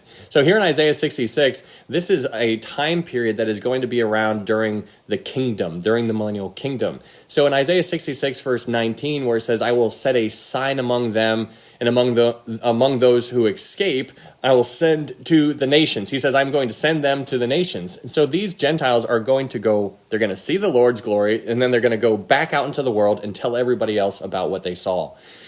So that's what that is talking about, because at the end of verse 19, in Isaiah 66, verse 19, at the end of verse 19, it says, "And they shall declare my glory among the Gentiles." So the Gentiles are going to be there. But in verse 20, Isaiah 66, verse 20, it says, "Then they shall bring all your brethren for an offering to the Lord out of all the nations, on horses and in chariots and in litters, on mules and on camels, to my holy mountain, Jerusalem, says the Lord, as the children of Israel bring an offering and a clean vessel into the house of the Lord." So here, this is in verse 20, this is a picture of the Gentiles who are going to be helping the Jewish people get back into their land. This is what verse 20 is talking about. But let's go to let's go down to verse 22. In Isaiah 66, verse 22, it says, "For as in the new heavens and the new earth, which I will make, shall remain before me, says the Lord, so shall your descendants and your name be." Now there in verse 22, this is talking about new heavens and a new earth. The kingdom that is around during this period is on the current earth that we are on right now. But then here in verse 22, God is saying, "I'm going to make a new heavens and a new," talking about that real soon. But in Isaiah 66, verse 23, it says, "And it shall come to pass that from one new moon to another, and from one Sabbath to another, all flesh shall come to worship before me, says the Lord." So there's still going to be worshiping, obviously, going around during this millennial kingdom. It's all, people are going to be seeing the glory of the Lord. Like, this is going to be crazy. And so people are going to be coming from all over the place, and they're going to be worshiping before him. But when we get to verse 24, this is the verse that we can think about for a little bit. In Isaiah 66, verse 44, it says, "And they shall go forth and look upon the corpses of the men who have transgressed against me. For their worm does not die, and their fire is not quenched. They shall be an abhorrence to all flesh." Think about that. Try to make that make sense in your mind with what you know about the Bible. It says in verse 24, it says, "And they shall go forth and look upon the corpses of the men who have transgressed against me." Now this is very interesting, because the question is, what is he talking about here? Why does it say, "And they shall go forth and look upon the corpses"? Who is going all over the place, and who is looking at corpses, and why are there corpses around during the millennial kingdom? Here is interesting. So we talked about this before in Isaiah 65. In Isaiah 65, it talks about how there's going to be, okay, so we need to recognize that there is going to be death in the millennial kingdom. There's people that are going to be dying during this millennial kingdom. But what's interesting is that a couple studies ago, we talked about how there's different resurrections. There's resurrections of the Old Testaments, Old Testament saints. There's resurrection of the New Testament saints. The resurrection of the tribulation saints. There's different resurrections. And in 1 Corinthians chapter 15, we see that Jesus is the first fruits of the resurrections. He's the first fruit of the first resurrection. And then everybody after him comes in their own order. And so they're all in their own order. Now, what's important to understand is that we unpacked the differences of the resurrection, the people who get resurrected during the first resurrection. But what's interesting is that there's nobody that is resurrected from the millennial kingdom. There's nowhere in the Bible that talks of somebody alive during the millennial kingdom who is resurrected. That's a part of the first resurrection. Because the people who are alive during the millennial kingdom, the people who never die during the millennial kingdom, those people are all born again saints. But there's going to be people who are born in the millennial kingdom who only live a maximum of 100 years, and then they are going to deny Jesus, and God's only going to let them live for 100 years. We see that in Isaiah 65, verse 20. Because there's an age limit that they are going to reach, and then if they have not accepted Jesus as their Lord and Savior at that time, then God is going to say, "You're done. You're not living anymore." And so they are going to die in the millennial kingdom. Those people who die in the only people who die in the millennial kingdom, it seems, are people who reject Jesus, who do not put their faith in Jesus. And the reason why this seems a little severe is because it's not, to begin with, but the reason why it might is because Jesus is there. People can see him. Right now, we cannot. We can't see him. But then, during that time, during that millennial kingdom, people are going to be able to see him. And so what's mind-blowing is that the people who see him and then still be like, "No, it's not for me. This is crazy. This is crazy." And so God's going to be like, no, you're done. So their corpses are going to be seen upon all men. So in Isaiah 66, verse 24, it says, "And they shall go forth and look upon the corpses of the men who have transgressed against me." So these people who die during the millennial kingdom, the only people who die during the millennial kingdom are those who reject Jesus during that millennial kingdom. Everybody else who is born, who accept Jesus and put their faith in Jesus during that time. Zechariah chapter 14, verse 16. Hello. Blocked. What's up, Heath? Good to see you, man. Let's go to Zechariah chapter 14, verse 16. What's interesting about this? Oh boy, lag again. Is it lagging? We're frozen. What is going on, man? I can't, don't dire see. Oh, if this live doesn't click live, is it better now? Is it better? Okay, all good now. My goodness, I am so sorry, guys. I'm sorry about the lag on TikTok. I have not had experienced the lag like this in a long time. You're not froze, your stream is doing well. Yeah, on TikTok, they were saying on TikTok it was doing really bad. I'm headed to YouTube. Yeah, come on over. Yeah, guys, if you haven't followed me on YouTube, go ahead and check me out on YouTube. Maybe follow me over there just in case TikTok goes away, because TikTok might go away to begin with. What's up, Kristen? YouTube is working just fine. Very cool. Thank you so much. All right, so let's go to Zechariah chapter 14, verse 16. In Zechariah chapter 14, verse 16, it says, "And it shall come to pass that everyone who is left in all the nations which came against Jerusalem shall go up from year to year to worship the King, the Lord of hosts, and to keep the feasts of tabernacles.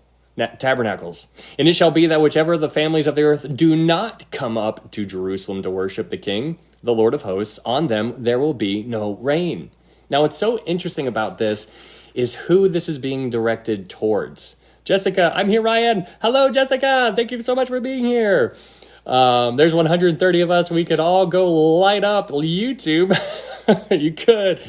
But in Zechariah chapter 14, verse 16 and 17, I want you to pay attention to who this is being directed towards. In Zechariah chapter 14, verse 16, it says this, "And it shall come to pass that everyone who is left of all the nations," this is directed towards the Gentiles. God is saying, hey, Gentiles, all the Gentiles which came against Jerusalem, those are going to come to Jerusalem from year to year to worship the King. That's basically what he's saying. And then he goes on and he says, those who do not do that are going to have no rain. That's crazy. What's up, Dana? Thank you so much for being here on YouTube. Much better. Very cool. But in Zechariah chapter 16, it's addressed to the Gentiles. In Zechariah 14, verse 17, in the very next verse, it says, "And it shall be that whichever of the families of the earth do not come up to Jerusalem to worship the King, the Lord of hosts, on them there will be no rain." This is important to recognize, that this is not being directed towards the Jewish people. Why? Because the Jewish people are born again. The Jewish people are going to be saved. They're all going to be saved during this time period because of Jeremiah 31. Jeremiah chapter 31, it says, "You will not have to go up to your brother and say, 'Know the Lord,' because they will all know me." This is where God says, he's like, I'm going to go in there. I'm going to remove that heart of stone. I'm going to give them a heart of flesh. I'm going to write my law on their hearts. And that's what they're going to be doing. During the entire millennial period, all of the Jewish people are going to be like little flames of fire. Everywhere they go, they're going to be a huge light for the Gentiles. And that's what we talked about before. The Shekinah glory is going to live over Jerusalem, and they're going to be lit up. Like literally, you're going to see their righteousness. We talked about that before. Can you imagine how... like if you and I, like we talked about this before last study, like you're looking at me right now, you can't see my righteousness. You can't do it. But during that time period, people are going to look at people and they're going to be able to see their righteousness.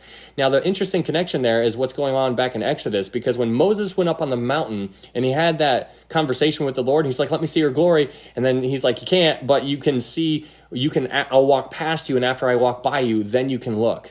And so basically when Moses looked, he saw the back and then his face shone like the sun. His face was just this big old beacon, just like bam, just going all over the place, right? And so that's what's going on here during the millennial kingdom. Moses lost his glow. It went away after a while, right? But here during this time, they're never going to lose their shine. And that is really kind of cool. But in Zechariah chapter 14, verse 17, it says, "And it shall be that whichever the families of the earth do not come up to Jerusalem to worship the King, the Lord of hosts, on them there will be no rain." Now, this is God, in a sense, doing what he's going to be doing during this time period, just doing his normal thing. He is going to be reigning with a rod of iron. Whenever you hear the phrase, he's going to rule with a rod of iron, I want you to think about that. Ruling with a rod of iron. When has God ever done that? He's not doing it. He's not doing like you're not. He's going to be doing it there, and it's going to be in the form of withholding rain during this time period and giving them a very clear picture of saying, hey, if you don't worship, if you don't submit, then your life during this millennial time period is only going to be 100 years. And we understand that 100 years, people who die at 100 years during the millennial kingdom, it's as if they are a child. That's how it's going to be viewed, because everybody's going to be like 700, 800, 900 years old during that. As the millennial kingdom goes on, there's going to be some old people there. But when you keep on reading, going back to Zechariah chapter 14, verse 16, In Zechariah chapter 14, verse 16, it says, "And it shall come to pass that everyone who is left of all the nations which came against Jerusalem shall go up year to year to worship the King, the Lord of hosts."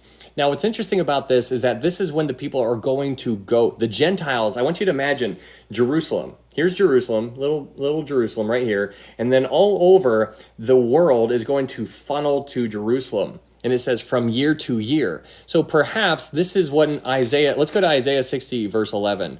Go to Isaiah chapter 60, verse 11. Perhaps this is when Isaiah 60 verse 11 kind of comes into play, because in Isaiah chapter 60 verse 11 it says, "Therefore your gates shall be open continually. They shall not be shut day or night, that men," Gentiles, this is Gentiles, "that men may bring to you the wealth of the Gentiles and their kings in procession." So during the millennial kingdom, it seems that the Gentiles are going to be bringing their wealth to the Jewish people. And so what you're reading in Zechariah 14, verse 16, where it says all of these nations are going to go to Jerusalem from year to year, perhaps when they go up to the Lord, perhaps this is the same time when they also bring their wealth to the Jewish people, which is just thought-provoking, because you need to understand there's a hierarchy during this millennial kingdom, and the Gentiles during that time period are the bottom of the barrel. And that's just good to recognize. Then, we always talk about this time, the times of the Gentiles, until the times of the Gentiles has been fulfilled, right? We talk about that because that's something that Paul talks about in Romans chapter 11, verse 25. It says, until that blindness in part has happened till Israel, until the times of the Gentiles has been fulfilled. That's what Paul says. What is the times of the Gentiles? Well, the times of the Gentiles is when the Gentiles are living in oppression to Israel. Because it's not supposed to be that way, guys. It's Israel is above us. But here in our world, the Gentiles are oppressing Israel.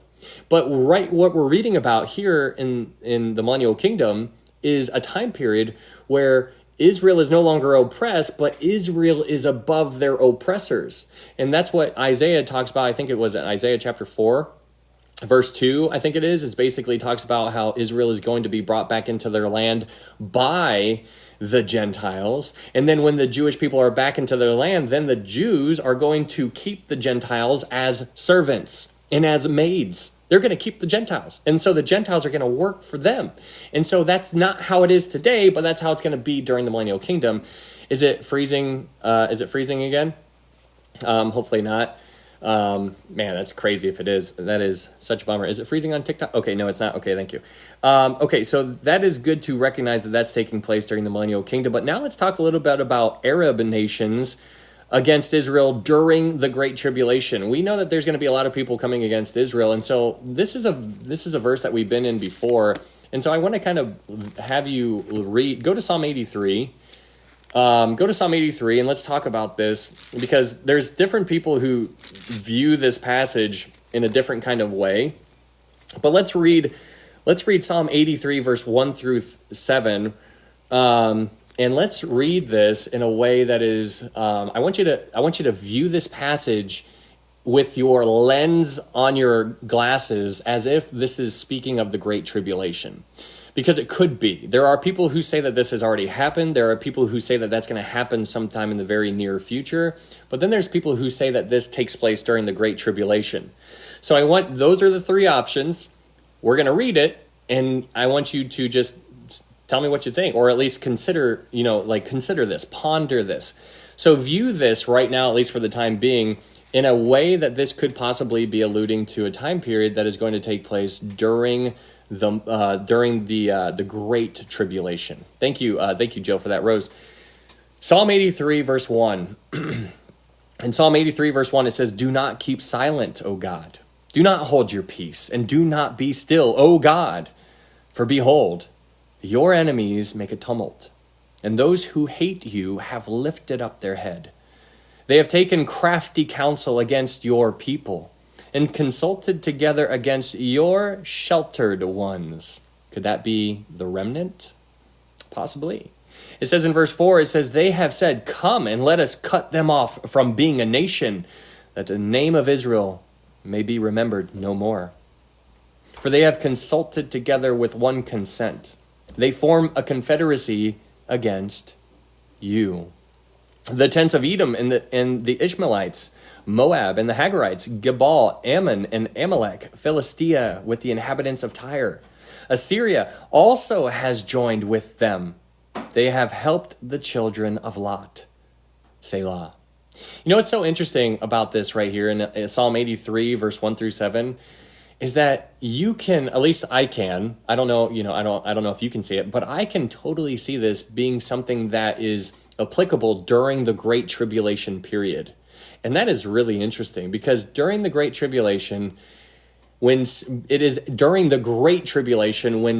is kicked out of heaven, that's what starts the Great Tribulation. It's like what's the Great Tribulation, right? So the Great Tribulation at the 3.5 point is when Satan gets kicked out of heaven. That's also the same time when the bowls are poured out into the earth. That is that time period.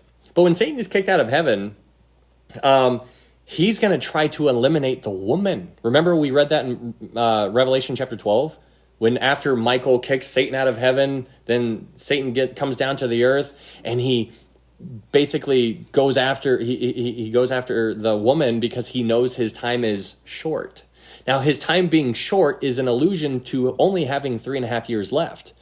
And so when Satan goes back down to the earth, he is going to do whatever he can to eliminate the Jewish people. He's like, I'm going to try to eliminate all of them as much as I possibly can because they need to acknowledge their sin. When they acknowledge their sin, then Jesus is going to return and so Satan's like, I don't want them to acknowledge their sin, so I'm going to try to eliminate them because if I eliminate them, then Jesus won't come back. And so that's why he's going after the woman. So when you read Psalm 83, verse 1 through 7, it seems like it fits the narrative in a sense as far as a picture of what's going to be taking place during the Great Tribulation. Because during the Great Tribulation, Israel is going to say in verse 1, do not keep silent, O God. Do not hold your peace and do not be still, O God. And they're going to say to God, for your enemies make a tumult and those who hate you have lifted up their head. They have taken crafty counsel against your people and consulted together against your sheltered ones. That seems like that's speaking of the remnant because there's going to be 1/3 and that 1/3 is running and they're running and they're running and they're like, Lord, help. And so in verse 4, it says, they have said, come and let us cut them off from being a nation, that the name of Israel may be remembered no more. This is Satan's, like when basketball players walk out before they go out to the court, they all have like a sign that they all jump up and slap when they go out before they go out to the court, like teamwork, and they jump up and they all hit it and they all jump, whatever. This is probably what is posted up above Satan's little doorpost that he jumps and he always taps because it's his motto. This is his thing. This is his whole thing. He wants to eliminate Israel. He's been trying to do it since the beginning.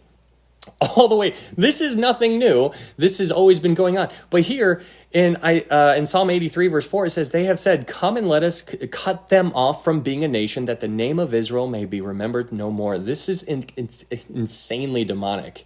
But that's what the world is trying to do. We had the Holocaust where 1/3 of the Jewish people were eliminated. That was back in the past. In the future, we're going to have another Holocaust where 2/3 of the Jewish people are going to be eliminated. That's going to take place. We read about that in Zechariah chapter 13. And so we know that is yet future, but these people during the Great Tribulation are going to be saying this because the world is against them. And these are all the nations around Israel. And so in verse 5, it says, for they have consulted together with one consent. They form a confederacy against you. Now, it's interesting to note that they are not forming a confederacy against Israel. They're forming a confederacy against God. That's what it says. It says they form a confederacy against you. It's interesting that it doesn't say they form a confederacy against us. It says they form a confederacy against you.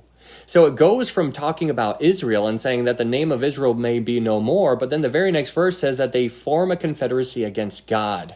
And so that's basically the picture. It's satanic, it's demonic, it's anti-God.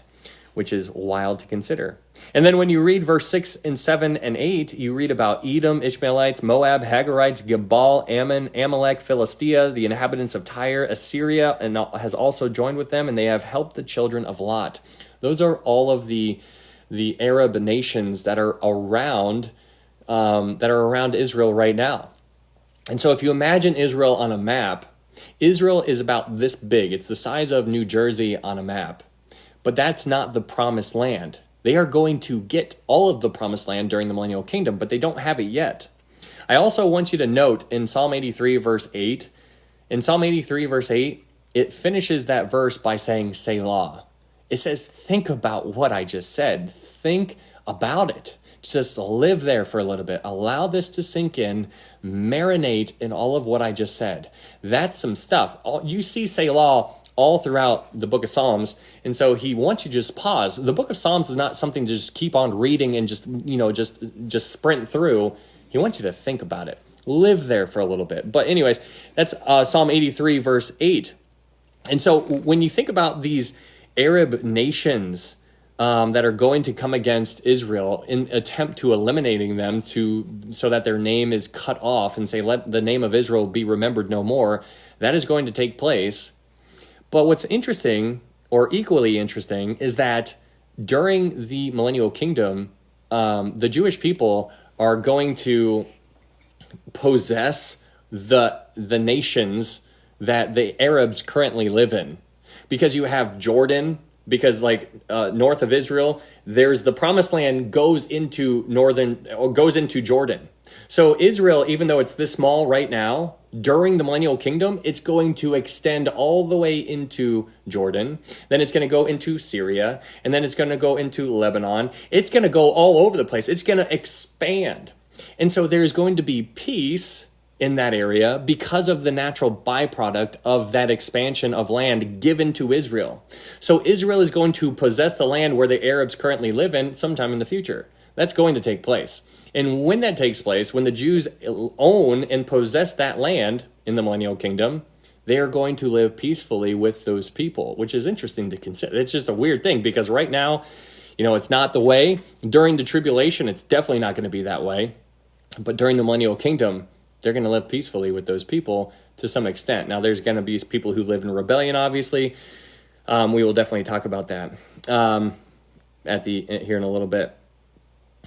But during the millennial kingdom, going back to talk about the millennial kingdom, during the millennial kingdom, the earth is going to be fruitful and it's going to be productive, except for two places. There's going to be two places on the earth that are not going to be fruitful. What's up, Mark? There's going to be two places during the millennial kingdom that are not going to be fruitful and that are not going to be productive. There's going to be two places. Now get the picture here. This is a big deal because during the millennial kingdom, everything's going to be different. Like the Bible talks about how people are going to be planting seeds, and then as they go down like a couple feet, then the person's gathering the fruit because the fruit was produced within that short amount of time. It takes like 10 seconds after you plant a seed during the millennial kingdom to when the fruit is ready to be devoured. It's going to be wonderful. That's the world that is going to be in play during the 1,000 years when Satan is locked up. But that's how the world is going to be. But during the millennial kingdom, there's going to be two places that are not that way. There's going to be two places that are not productive, that are not fruitful. And those two places are Babylon and Edom. Babylon and Edom. And this gets very interesting because Babylon and Edom are going to be very desolate, but why they are desolate is really kind of thought-provoking. Let's talk about it. These places are going to be desolate. Let's go check them out. Let's talk about Babylon first. Let's go to Isaiah 13, verse 20. Let's go to Isaiah chapter 13, verse 20. In Isaiah chapter 13, verse 20, Isaiah chapter 13, verse 20 through 22. And Isaiah chapter 13, verse 20 through 22, it says this: "It will never be inhabited." Now, this is talking about Babylon. You can read the verses leading up to this, but this is talking about Babylon. In Isaiah 13, verse 20, it says, "It will never be." Holly, thank you so much. Thank you for that gift. That is very kind. Thank you so much. That is very, very kind. Thank you, Holly. In Isaiah 13, verse 20, it says, it will never be inhabited, Babylon, nor will it be settled from generation to generation, nor will the Arabian pitch tents there, nor will the shepherds make their sheepfolds there. But wild beasts of the desert will lie there, and their houses will be full of owls. Ostriches will dwell there, and wild goats will caper there. The hyenas will howl in their citadels, and jackals in their pleasant palaces. Her time is near to come, and her days will not be prolonged.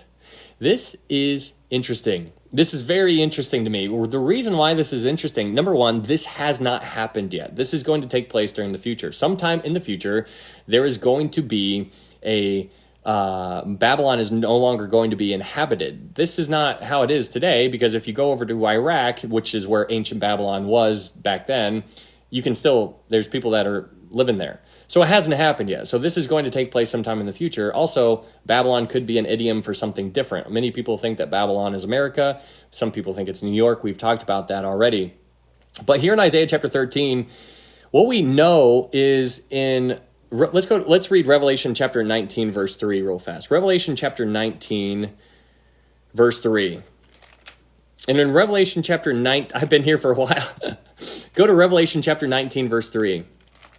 In Revelation chapter 19, verse 3, this is where there is rejoicing up in heaven that is taking place. But in Revelation chapter 19, verse 3, the people up in heaven say this. They say, again, they said, Alleluia, her smoke rises up forever and ever. So in Revelation 19, verse 3, her smoke is an allusion to Babylon. They're saying up in heaven in Revelation 19, verse 3, her smoke rises up forever and ever. So when you think about her smoke rising up to heaven forever and ever, that's an interesting concept. And the reason, now if you go back to Isaiah 13, verse 20 through 22, the reason why that is so interesting or important to recognize is that her smoke is ascending up to heaven forever and ever. When you read Isaiah 13, verse 21 and 22, you read about beasts of the desert. You read about how there is going to be owls, ostriches, wild goats, hyenas, jackals. You're reading about these animals that are going to be in Babylon, right? These wild animals cannot be actual literal wild animals. They cannot be literal owls. They cannot be literal ostriches. The reason why is because no animals can survive in an environment where smoke, like I want you to just imagine just a mushroom cloud of smoke that is constantly ascending up forever and ever because of the constant desolation that is there. So these animals that are living in this land cannot be real animals because they couldn't survive there. Are you kidding me? Like I walk through a campfire and I'm just like, I'm just like, oh my goodness. And so these animals in Isaiah 13, verse 20 through 22 can't be real animals. These animals have to be demonic. And so this is why it's really interesting, because Revelation chapter 18 explains what these are. Let's go to Revelation chapter 18. Go to Revelation 18, verse 1. Go to Revelation chapter 18, verse 1. In Revelation chapter 18, verse 1, it tells you about Babylon and their smoke, because we covered this already, but we're going to touch on it again. In Revelation chapter 18, verse 1 and 2, in Revelation 18, verse 1 and 2, it says, after these things I saw another angel coming down from heaven, having great authority, and the earth was illuminated with his glory. And he cried mightily with a loud voice, saying, Babylon the Great is fallen, and has become a dwelling place of demons, a prison for every foul spirit, and a cage for every unclean and hated bird. Now this, in Revelation chapter 18, verse 2, we are told that when Babylon is fallen, when that actually takes place, it's going to be inhabited by demons. And so when you go back to Isaiah 13, verse 21 and 22, and you read about the goats, the owls, the ostriches, the birds, the jackals, you recognize that when you understand that this smoke is going to be coming up from this land, And you read in Isaiah 13 that it's going to be destroyed, but there's going to be animals that live there. And then you recognize, well, how in the world can animals live there? Because of all the smoke, you're like, well, how does this work? The reason why it works is because it's not literal animals. These are demons. This is going to be a dwelling place for demons. And that is really, really, really, really quite something to consider. But that's Isaiah chapter 13.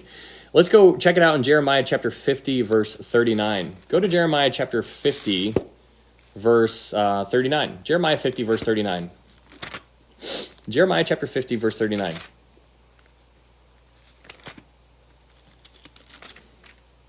In Jeremiah chapter 50, verse 39 and 40, it says, Jeremiah chapter 50, verse 39 and 40, it says, "Therefore the wild desert beast shall dwell there with the jackals, and the ostriches shall dwell in it. It shall be inhabited no more forever, nor shall it be dwelt from generation to generation. As God overthrew Sodom and Gomorrah and their neighbors, says the Lord, so no one shall reside there, nor son of man dwell in it." So this is Jeremiah's account of what Babylon is going to look like during this millennial kingdom. And so what we've seen so far in Isaiah is in Isaiah 66, we see about these bodies that they're going to see these corpses people are going to see corpses during the millennial kingdom, right? But when you put that in your mind, and then you think about Babylon, and you think about Babylon, how Babylon is going to be destroyed, and how its smoke is going to rise forever and ever, and then you see about these animals that live there, and then you're like, well, they can't be animals. Again, here in Jeremiah chapter 50, it says it's never going to be inhabited forever. It's never going to be inhabited anymore, and it talks about how it's comparable to Sodom and Gomorrah. But it talks about in Jeremiah 50, verse 30, it says that wild desert beasts shall dwell there with the jackals, and the ostriches shall dwell in it. Now, again, that is going to be demons. These are pictures of demons that are going to be around and living in that time period, or living in that area, because of what we read in Revelation chapter 18, verse 2. We see that Babylon is going to be a dwelling place for demons, which is really crazy. But now let's go to Jeremiah 51, verse 41. In Jeremiah chapter 51, verse 41 through 43, in Jeremiah chapter 51, verse 41, here's another couple of verses. It says, "Oh, how Shishak is taken. Oh, how the praise of the whole earth is seized. How Babylon has become desolate among the nations. The sea has come up over Babylon. She is covered with the multitude of its waves. Her cities are a desolation, a dry land and a wilderness, a land where no one dwells, through which no son of man passes." So hopefully you're getting a little picture of what it's going to be like for Babylon during the millennial kingdom. It is going to be desolate. But all of those verses that we just looked up right there speak of Babylon. And what we talked about before, there are two places that are actually going to be desolate during the millennial kingdom, Babylon being the first one. And the second one is going to be a place called Edom. Let's check out Edom. Now, Edom is in southern Jordan. If you remember, Edom is where Jesus is going to return. In Isaiah 63, if you want to flip there real fast, just so you guys, I quote it all the time, but if you just wanted to see it, because it's good to see, in Isaiah chapter 63, verse 1, this is where Jesus returns. In Isaiah chapter 63, verse 1, this is the second coming. This is what you're seeing in Isaiah 63. This is describing the second coming, when Jesus returns. In Isaiah 63, verse 1, it says, "Who is this who comes from Edom, with dyed garments from Basra? This one who is glorious in his apparel, traveling in the greatness of his strength." And then Jesus says, "It is I who speak in righteousness, mighty to save." And verse 2, Isaiah is like, "Why is your apparel red and your garments like one who treads in the winepress?" And then Jesus responds by saying, "I have trodden the winepress alone." And so you see Edom being introduced to you and I in Isaiah 63, verse 1. And if you pay attention to the Old Testament, if you specifically, Obadiah, the book of Obadiah is just all about how Edom is going to be absolutely rickrolled. Like, it's going to be destroyed. Like, this place, like, it doesn't even stand a chance. Edom is going away. It is going to be like Babylon. Babylon was desolate, and so is Edom. Edom is also going to be desolate as, let's go check out Isaiah 34, verse 5. Isaiah 34, verse 5 through 15. In Isaiah chapter 34, verse 5, it says this. In Isaiah 34, verse 5 through 15, it says this. For my sword shall be bathed in heaven. Indeed, it shall come down on Edom and on the people of my curse for judgment. The sword of the Lord is filled with blood. It is made overflowing with fatness, with the blood of lambs and goats, with the fat of kidneys of rams. For the Lord has a sacrifice in Basra, and a great slaughter in the land of Edom. The wild oxen shall come down with them, and the young bulls with the mighty bulls. Their lands shall be soaked with blood, and their dust saturated with fatness. For it is the day of the Lord's vengeance, the year of recompense for the cause of Zion. Its streams shall be turned into pitch, and its dust into brimstone. Its land shall become burning pitch. It shall not be quenched night or day. Its smoke shall ascend forever. From generation to generation it shall lie waste. No one shall ever pass through it forever and ever, but the pelican and the porcupine shall possess it. And also the owl and the raven shall dwell in it. And he shall stretch out over the line of confusion and the stones of emptiness. They shall call its nobles to the kingdom, but none shall be there. And all its princes shall be nothing. And thorns shall come up in its palaces, nettles and brambles in its fortresses. It shall be a habitation of jackals, a courtyard for ostriches. The wild beasts of the desert shall also meet with the jackals, and the wild goat shall bleat to its companion. Also the night creature shall rest there, and find for herself a place of rest. There the arrow snake shall make her nest and lay eggs and hatch, and gather them under her shadow. There also shall the hawks be gathered, every one with her mate. So you see there in Isaiah 34, verse 5 through 15, is basically a picture of Edom and how it's going to be uninhabited and it's going to never be quenched. Its smoke is going to ascend forever and ever. But then it goes and talks about all these animals that are going to live there, right? So all of these animals are going to live there. But then the question is, how in the world could animals survive in that kind of environment? And so this is why it seems to make more sense when you read Revelation chapter 18, because in Revelation chapter 18, verse 2, where it says, "Oh, Babylon has fallen, is fallen," it says that Babylon is going to be a place of dwelling for demons. So this is a place of confinement. During the millennial kingdom, Satan is bound for 1,000 years. He's bound. That's Satan. That's just singular. That's one person, singular, right? That's one angel bound. But what about the rest of the demons? They also are going to be bound. And we see that they are going to be bound in Babylon and also in Edom. So these ostriches, these jackals, these hyenas, these porcupines are all allusions to demonic things. And the reason why we know that is because if you read, let's go back to Revelation chapter 9. Go to Revelation chapter 9, Revelation chapter 9, verse 7. Revelation chapter 9, verse 7. This is not new. This concept is not new. The idea of connecting animals to demons, the likeness is very similar. In Revelation chapter 9, verse 7, it says, when John is seeing all of these locusts coming out of the bottomless pit, they're not actual locusts. He's describing demons. In Revelation chapter 9, verse 7, it says, the shape of the locust was like horses prepared for battle. On their heads were crowns of something like gold, and their faces were like the faces of men. They had hair like women's hair, and their teeth were like lions' teeth. And they had breastplates like the breastplates of iron. And their sounds of their wings were like the sound of many chariots with horses running into battle.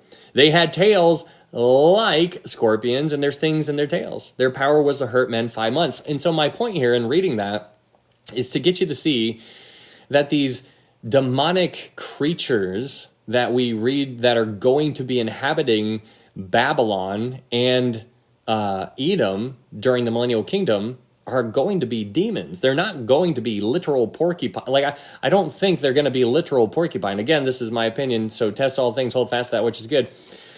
But it seems that these animals are going to be demons, because in Revelation chapter 18, verse 2, we find when Babylon has fallen, that these demons are going to be dwelling in Babylon, which is pretty remarkable. Okay, let's go. So that's Isaiah. What was that? Isaiah 34. So that is Isaiah 34. Now let's go to Jeremiah 49, verse 17. Go to Jeremiah chapter 49, verse 17. Jeremiah chapter 49, verse 17. Yeah, if you guys haven't followed me, I would encourage you to follow me on YouTube. We are live streaming on YouTube right now, and so if TikTok goes away, maybe you guys can follow me on YouTube so we can stay in touch. Because I'm live streaming on YouTube and TikTok at the same time. But, this TikTok ban, who knows if it's still going to happen. I wouldn't be surprised, but, it's getting weird out there. So if you would like to stay in touch, I would consider following on YouTube as well. It's ITZ_sheesh. There's also a link up here in my TikTok profile with all of the other socials there if you would like to follow that. But, I upload all these to YouTube, so you can go back and rewatch it if you would like to.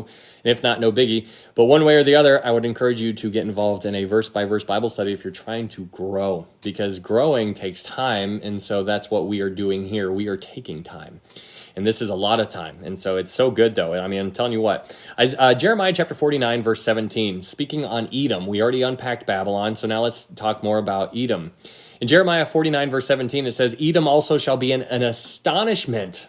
Everyone who goes by it will be astonished and will hiss at all its plagues, as in the overthrow of Sodom and Gomorrah and their neighbors, says the Lord. No one shall remain there, nor shall a son of man dwell in it. Again, Edom is being compared to Sodom and Gomorrah, just like how Babylon was compared to Sodom and Gomorrah. So Edom, going back to what we were talking about at the very beginning, Babylon and Edom during the millennial kingdom are going to be desolate. They are going to be uninhabited. All the rest of the world is going to be fruitful, and it's going to be, you plant a seed and then boom, there's a fruit. It's going to be wonderful.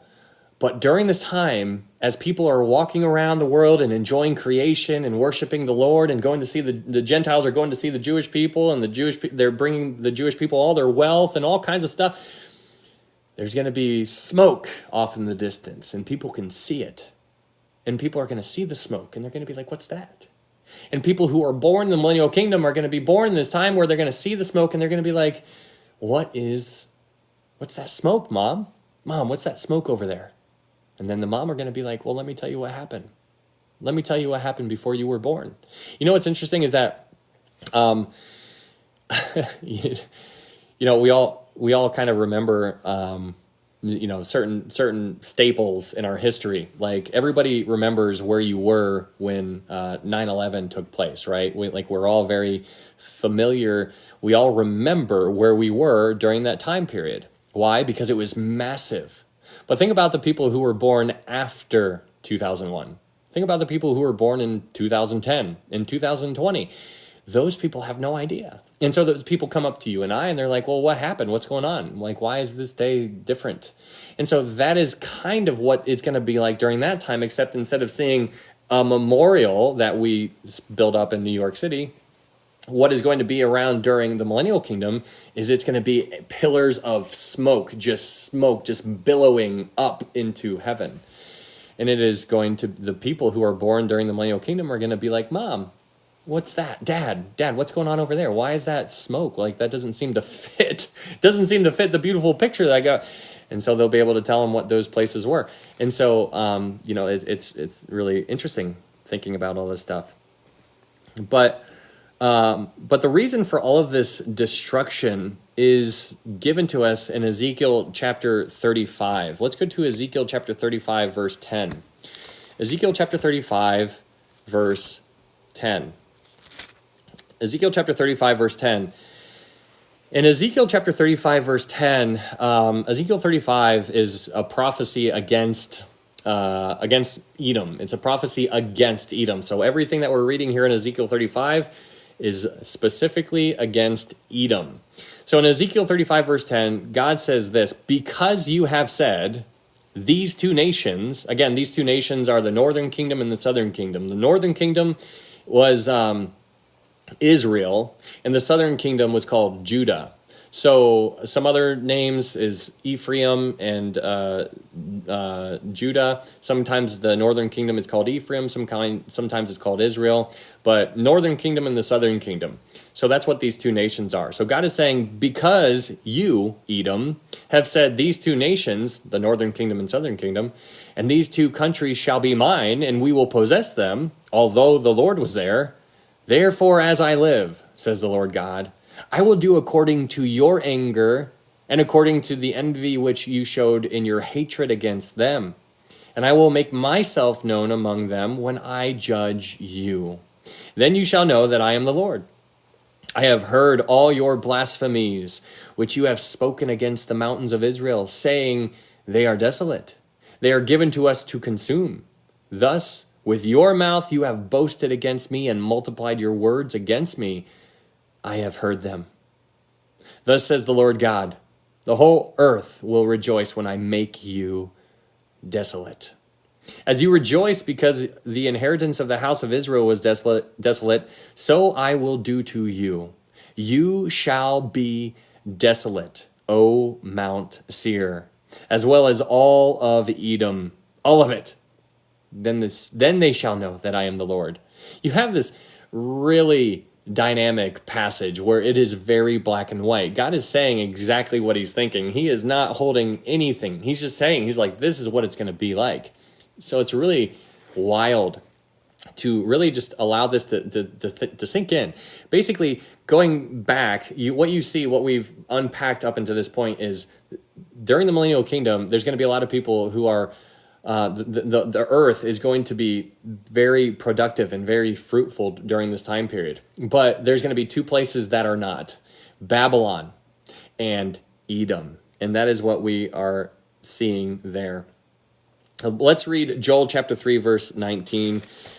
Joel chapter 3, verse 19. Joel chapter 3, verse 19. Finally, in Joel chapter 3, verse 19, it says this. In Joel chapter 3, verse 19, it says, Egypt shall be a desolation, and Edom a desolate wilderness, because of violence against the people of Judah. For they have shed innocent blood in their land. Now, it's so interesting to just pay attention to the word because. So we're told the reason. Egypt is going to be a desolation, and Edom a desolate wilderness because of violence against the people of Judah. We've talked about this when we went through the book of Isaiah. We talked about it in the book of Matthew. We are also talking about it in the book of Revelation as well. But the reason why we've talked about it, and the thing that we've talked about, is how people treat God's people matters. How we treat God's people matters. This goes all the way back to the book of Genesis, where God is talking to Abraham, and he's like, hey, Abraham, those who bless you, those that bless you, I will bless those who bless you, and I will curse those who curse you. It goes all the way back. It's a very simple idea here. He's like, those who bless you, I will bless, and those who curse you, I will curse. It's crazy to see that. And so this is why we need to be very cautious. And it's a fearful thing to fall in the hands of God, guys. Like this is why when you try to reach people, you need to recognize that that's a lost soul, and you are trying to reach them. You're trying to build a bridge to reach them.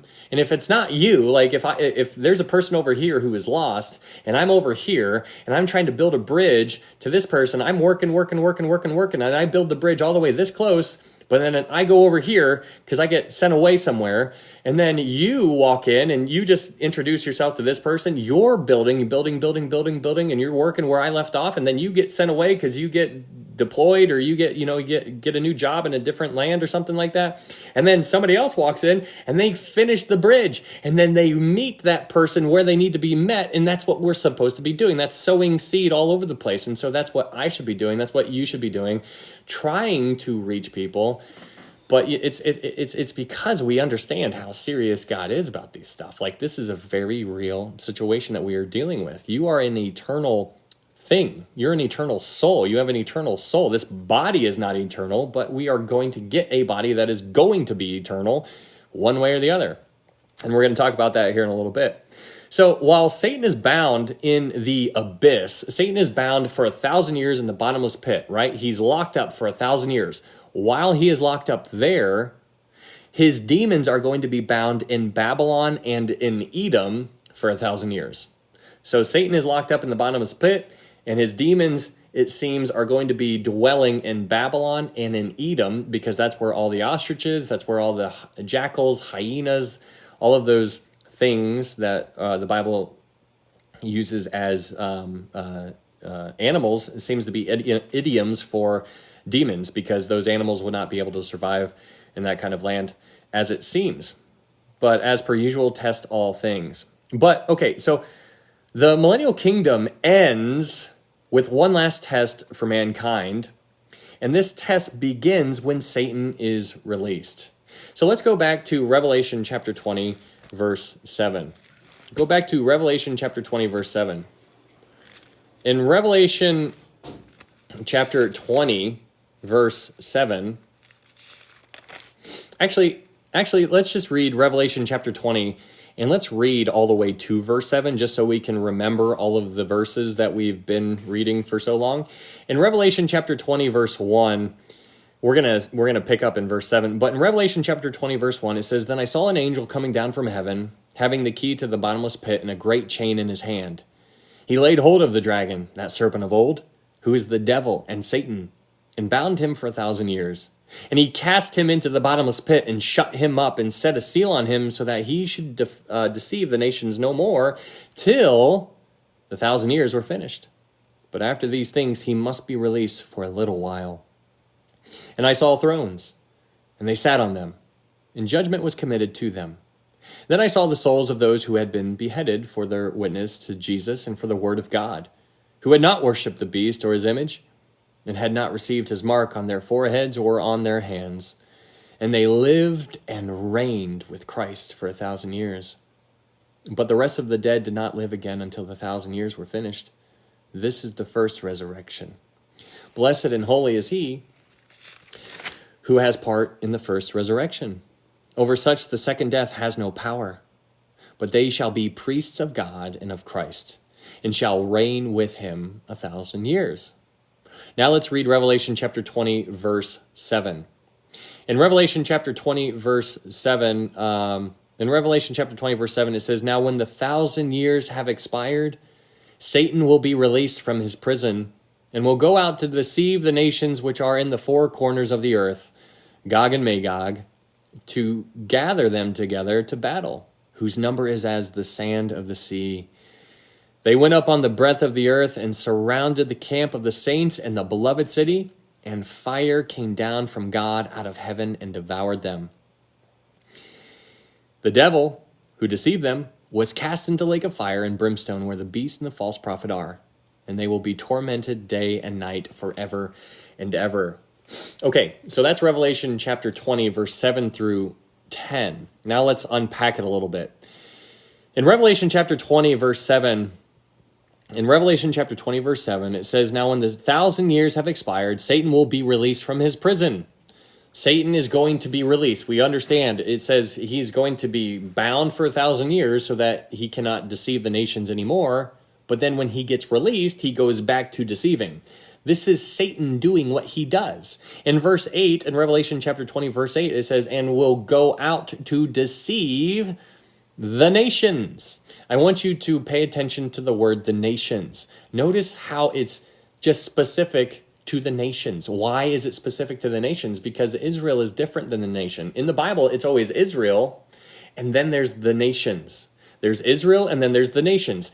Israel and the nations. Here, Satan is going to go out to deceive the nations. Satan is getting to go out and deceive the nations. Now, why is he deceiving? What does the nations mean? A better idea that might help you might be if I say he's going to, in verse 8, will go out to deceive the Gentiles.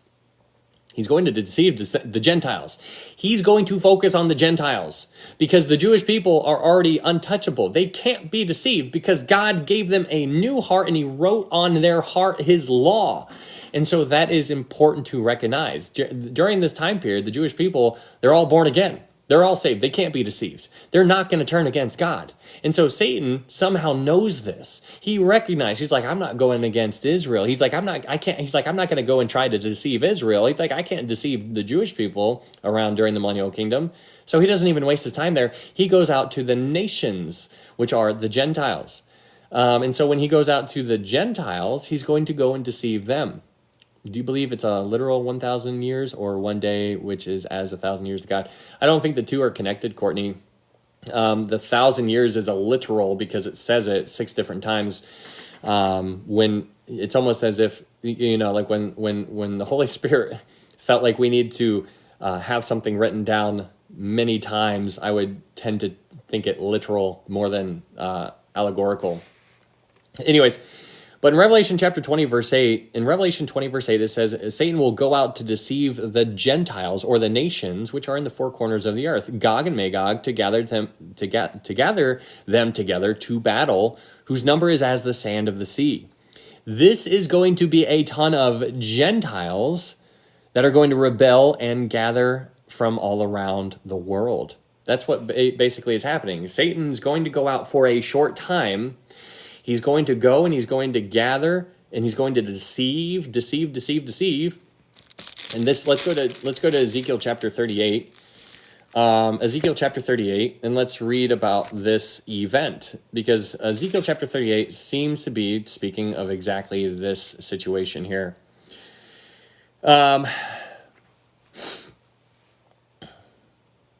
So Ezekiel chapter 38 and 39 are often used when you talk about end events, end times.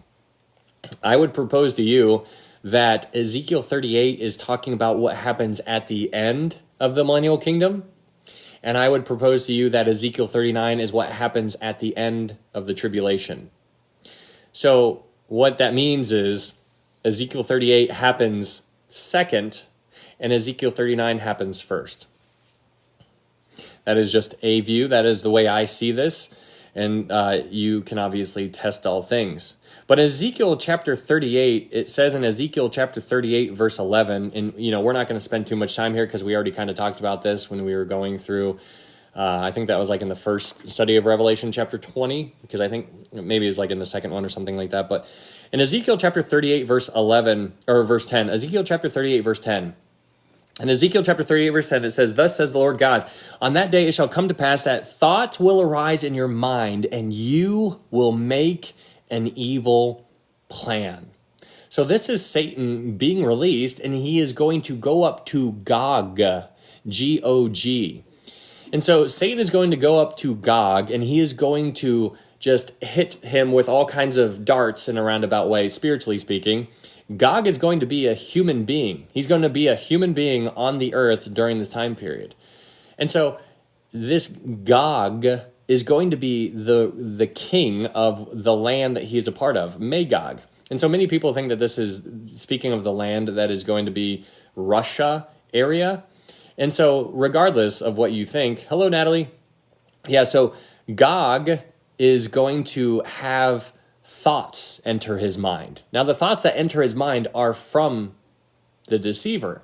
It's because these thoughts the thoughts that just didn't naturally arise. It's when Satan gets released over here, and then when he gets released, he goes and he goes all over the world, and he finds Gog, and he goes to Gog, and he inserts these thoughts, an evil plan. He tells them what to do, basically. And it says in Ezekiel 38, verse 10, it says, Thus says the Lord God, on that day it shall come to pass that thoughts will arise in your mind, and you will make an evil plan. There is a single plan that is going to be made here, and that single plan is to be going against the Jewish people. That's basically what the plan is. There it is. In verse 11, Ezekiel 38, verse 11, it says, You will say, I will go up against the land of unwalled villages. I will go to peaceful people who dwell safely, all of them dwelling without walls and having neither bars nor gates. Now, this is where it gets really interesting, because if you pay attention to like the the bigger people out there right now, I think a lot of them, think we have a different view on this, like the big names. But I think that this is speaking of, this is something that is going to take place at the end of the millennial kingdom. There's people, a lot of, much more popular than, people like with like worldwide known type of people who talk on this, who do not see it the same way that I see it. So just be mindful. There are two different ideas here, but it seems to make so much sense to me that what is being painted here in Ezekiel chapter 38 is what is going to be happening at the end of the millennial kingdom. There's people who think that Ezekiel 38 and 39 are going to happen before the rapture. There's people that think it's going to happen during the tribulation. But none of those things really make any sense. And the key, in my opinion, is how it views this land. In Ezekiel 38, verse 11, it says this: "You will say, I will go up against the land of unwalled villages." Unwalled and villages. Now, why this is so important is because Israel is never going to lay down their arms. They're never going to lay down their weapons. They're never going to do it.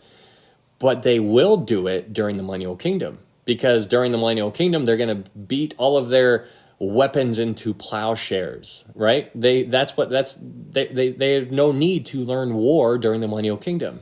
But here in Ezekiel 38, where it says this guy named Gog, he's going to go against a land of unwalled villages. This is Israel. This is going to be Israel during the millennial kingdom. Right now, so the reason why, the other word that's important to pay attention to is the word villages, unwalled villages.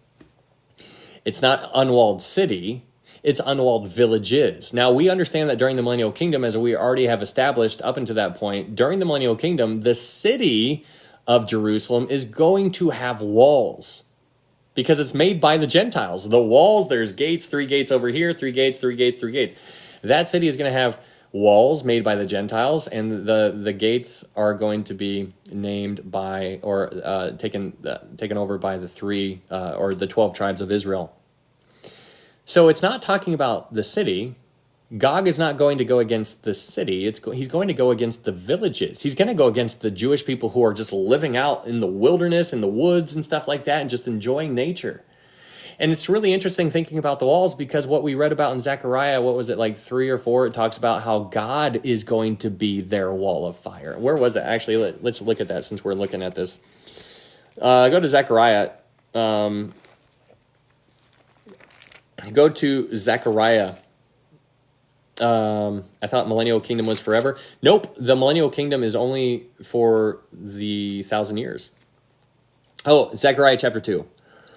In Zechariah chapter 2, verse 4. In Zechariah chapter 2, verse 4, if you want to go there, in Zechariah chapter 2, verse 4, it says, "Who said to him, Run, speak to this young man, saying, Jerusalem shall be inhabited as towns without walls, because of the multitude of men and livestock in it. For I, says the Lord, will be a wall of fire all around her, and I will be the glory in her midst." So what you see here is God is saying Jerusalem is going to be like a town without walls. Because honestly, God is saying, he's like, the walls that are around the city of Jerusalem during that time, it's not there. They're not there for protection. So Jerusalem during the millennial kingdom is like a town without walls, because the walls are not what is protecting it. And so he says, I'm going to be your wall. And he's like, I'm going to be your wall of fire. And so basically, wherever the Jewish people are going around during this time period, God is like, you know what? It doesn't matter if you're in Jerusalem, if you're in the temple, if you're back at home, if you're in your house, if you're out in the wilderness, if you're in the woods just enjoying whatever. Wherever the Jewish people go during this time, God's like, I'm going to be your wall of fire. You're going to be like a city without walls, because I'm your protection. It is me. I am going to protect you. That is what's going on here in Zechariah. And so when you go back to Ezekiel chapter 38, in Ezekiel chapter 38, verse 11, Gog is going to say, I am going to go up against the land of unwalled villages. I will go to a peaceful people who dwell safely, all of them dwelling without walls and having neither bars nor gates. This is only possible in the millennial kingdom. It's crazy. It's so cool to kind of see how this is all coming together. But when you go back to Revelation chapter 20, In Revelation chapter 20, something that I think is also interesting to pay attention, in Revelation chapter 20, verse 9, in Revelation chapter 20, verse 9, it says this: they went up on the breadth of the earth and surrounded the camp. Surrounded the camp. Surrounded the camp. That's something to be sensitive to, right? Many people think it's Russia. Magog is the people. Gog, Gog is the leader, and Magog is the people. But anyways, in Revelation chapter 20, verse 9, it says, they went up on the breadth of the earth and surrounded the camp of the saints and the beloved city. So there's two things going on here, the camp and the city. So you have camp. Like when you think of a camp, do you think of something permanent or do you think of something temporary? I think of something temporary, right? Like if you're going out, you're just hanging out in the woods, you just set up camp and then you tear down camp, and it's kind of like a tabernacle situation. But this camp, there's two things here. The people, the Gentiles that are able to be deceived during this millennial kingdom, at the end of the millennial kingdom, they're going to go against the people living there. They're going to surround the camp and they're going to surround the city. So just pick like a whole like circle. They're surrounded. Think about that. Like surrounded, like on all sides, just a whole circle going around them on all sides. And this is really just fascinating to me. Let me see if I can find it. Because this reminds me of when Elijah was, like he had his he had a servant with him, and he was freaking out, and Elijah's basically like, God, can you open up his eyes so that he can see? Where is this? I'm going to say it's like verse 6. Okay, in 2 Kings chapter 6. In 2 Kings chapter 6, this is talking of Elisha with his servant. In 2 Kings chapter 6, verse 15, it says, in 2 Kings chapter 6, verse 15, it says, and when the servant of the man of God arose early and went out, there was an army surrounding the city with horses and chariots. And his servant said to him, alas, my master, what shall we do? And Elijah said, do not fear, for those who are with us are more than those who are with them. And Elijah prayed and said, Lord, I pray, open his eyes that he may see. Then the Lord opened the eyes of the young man, and he saw.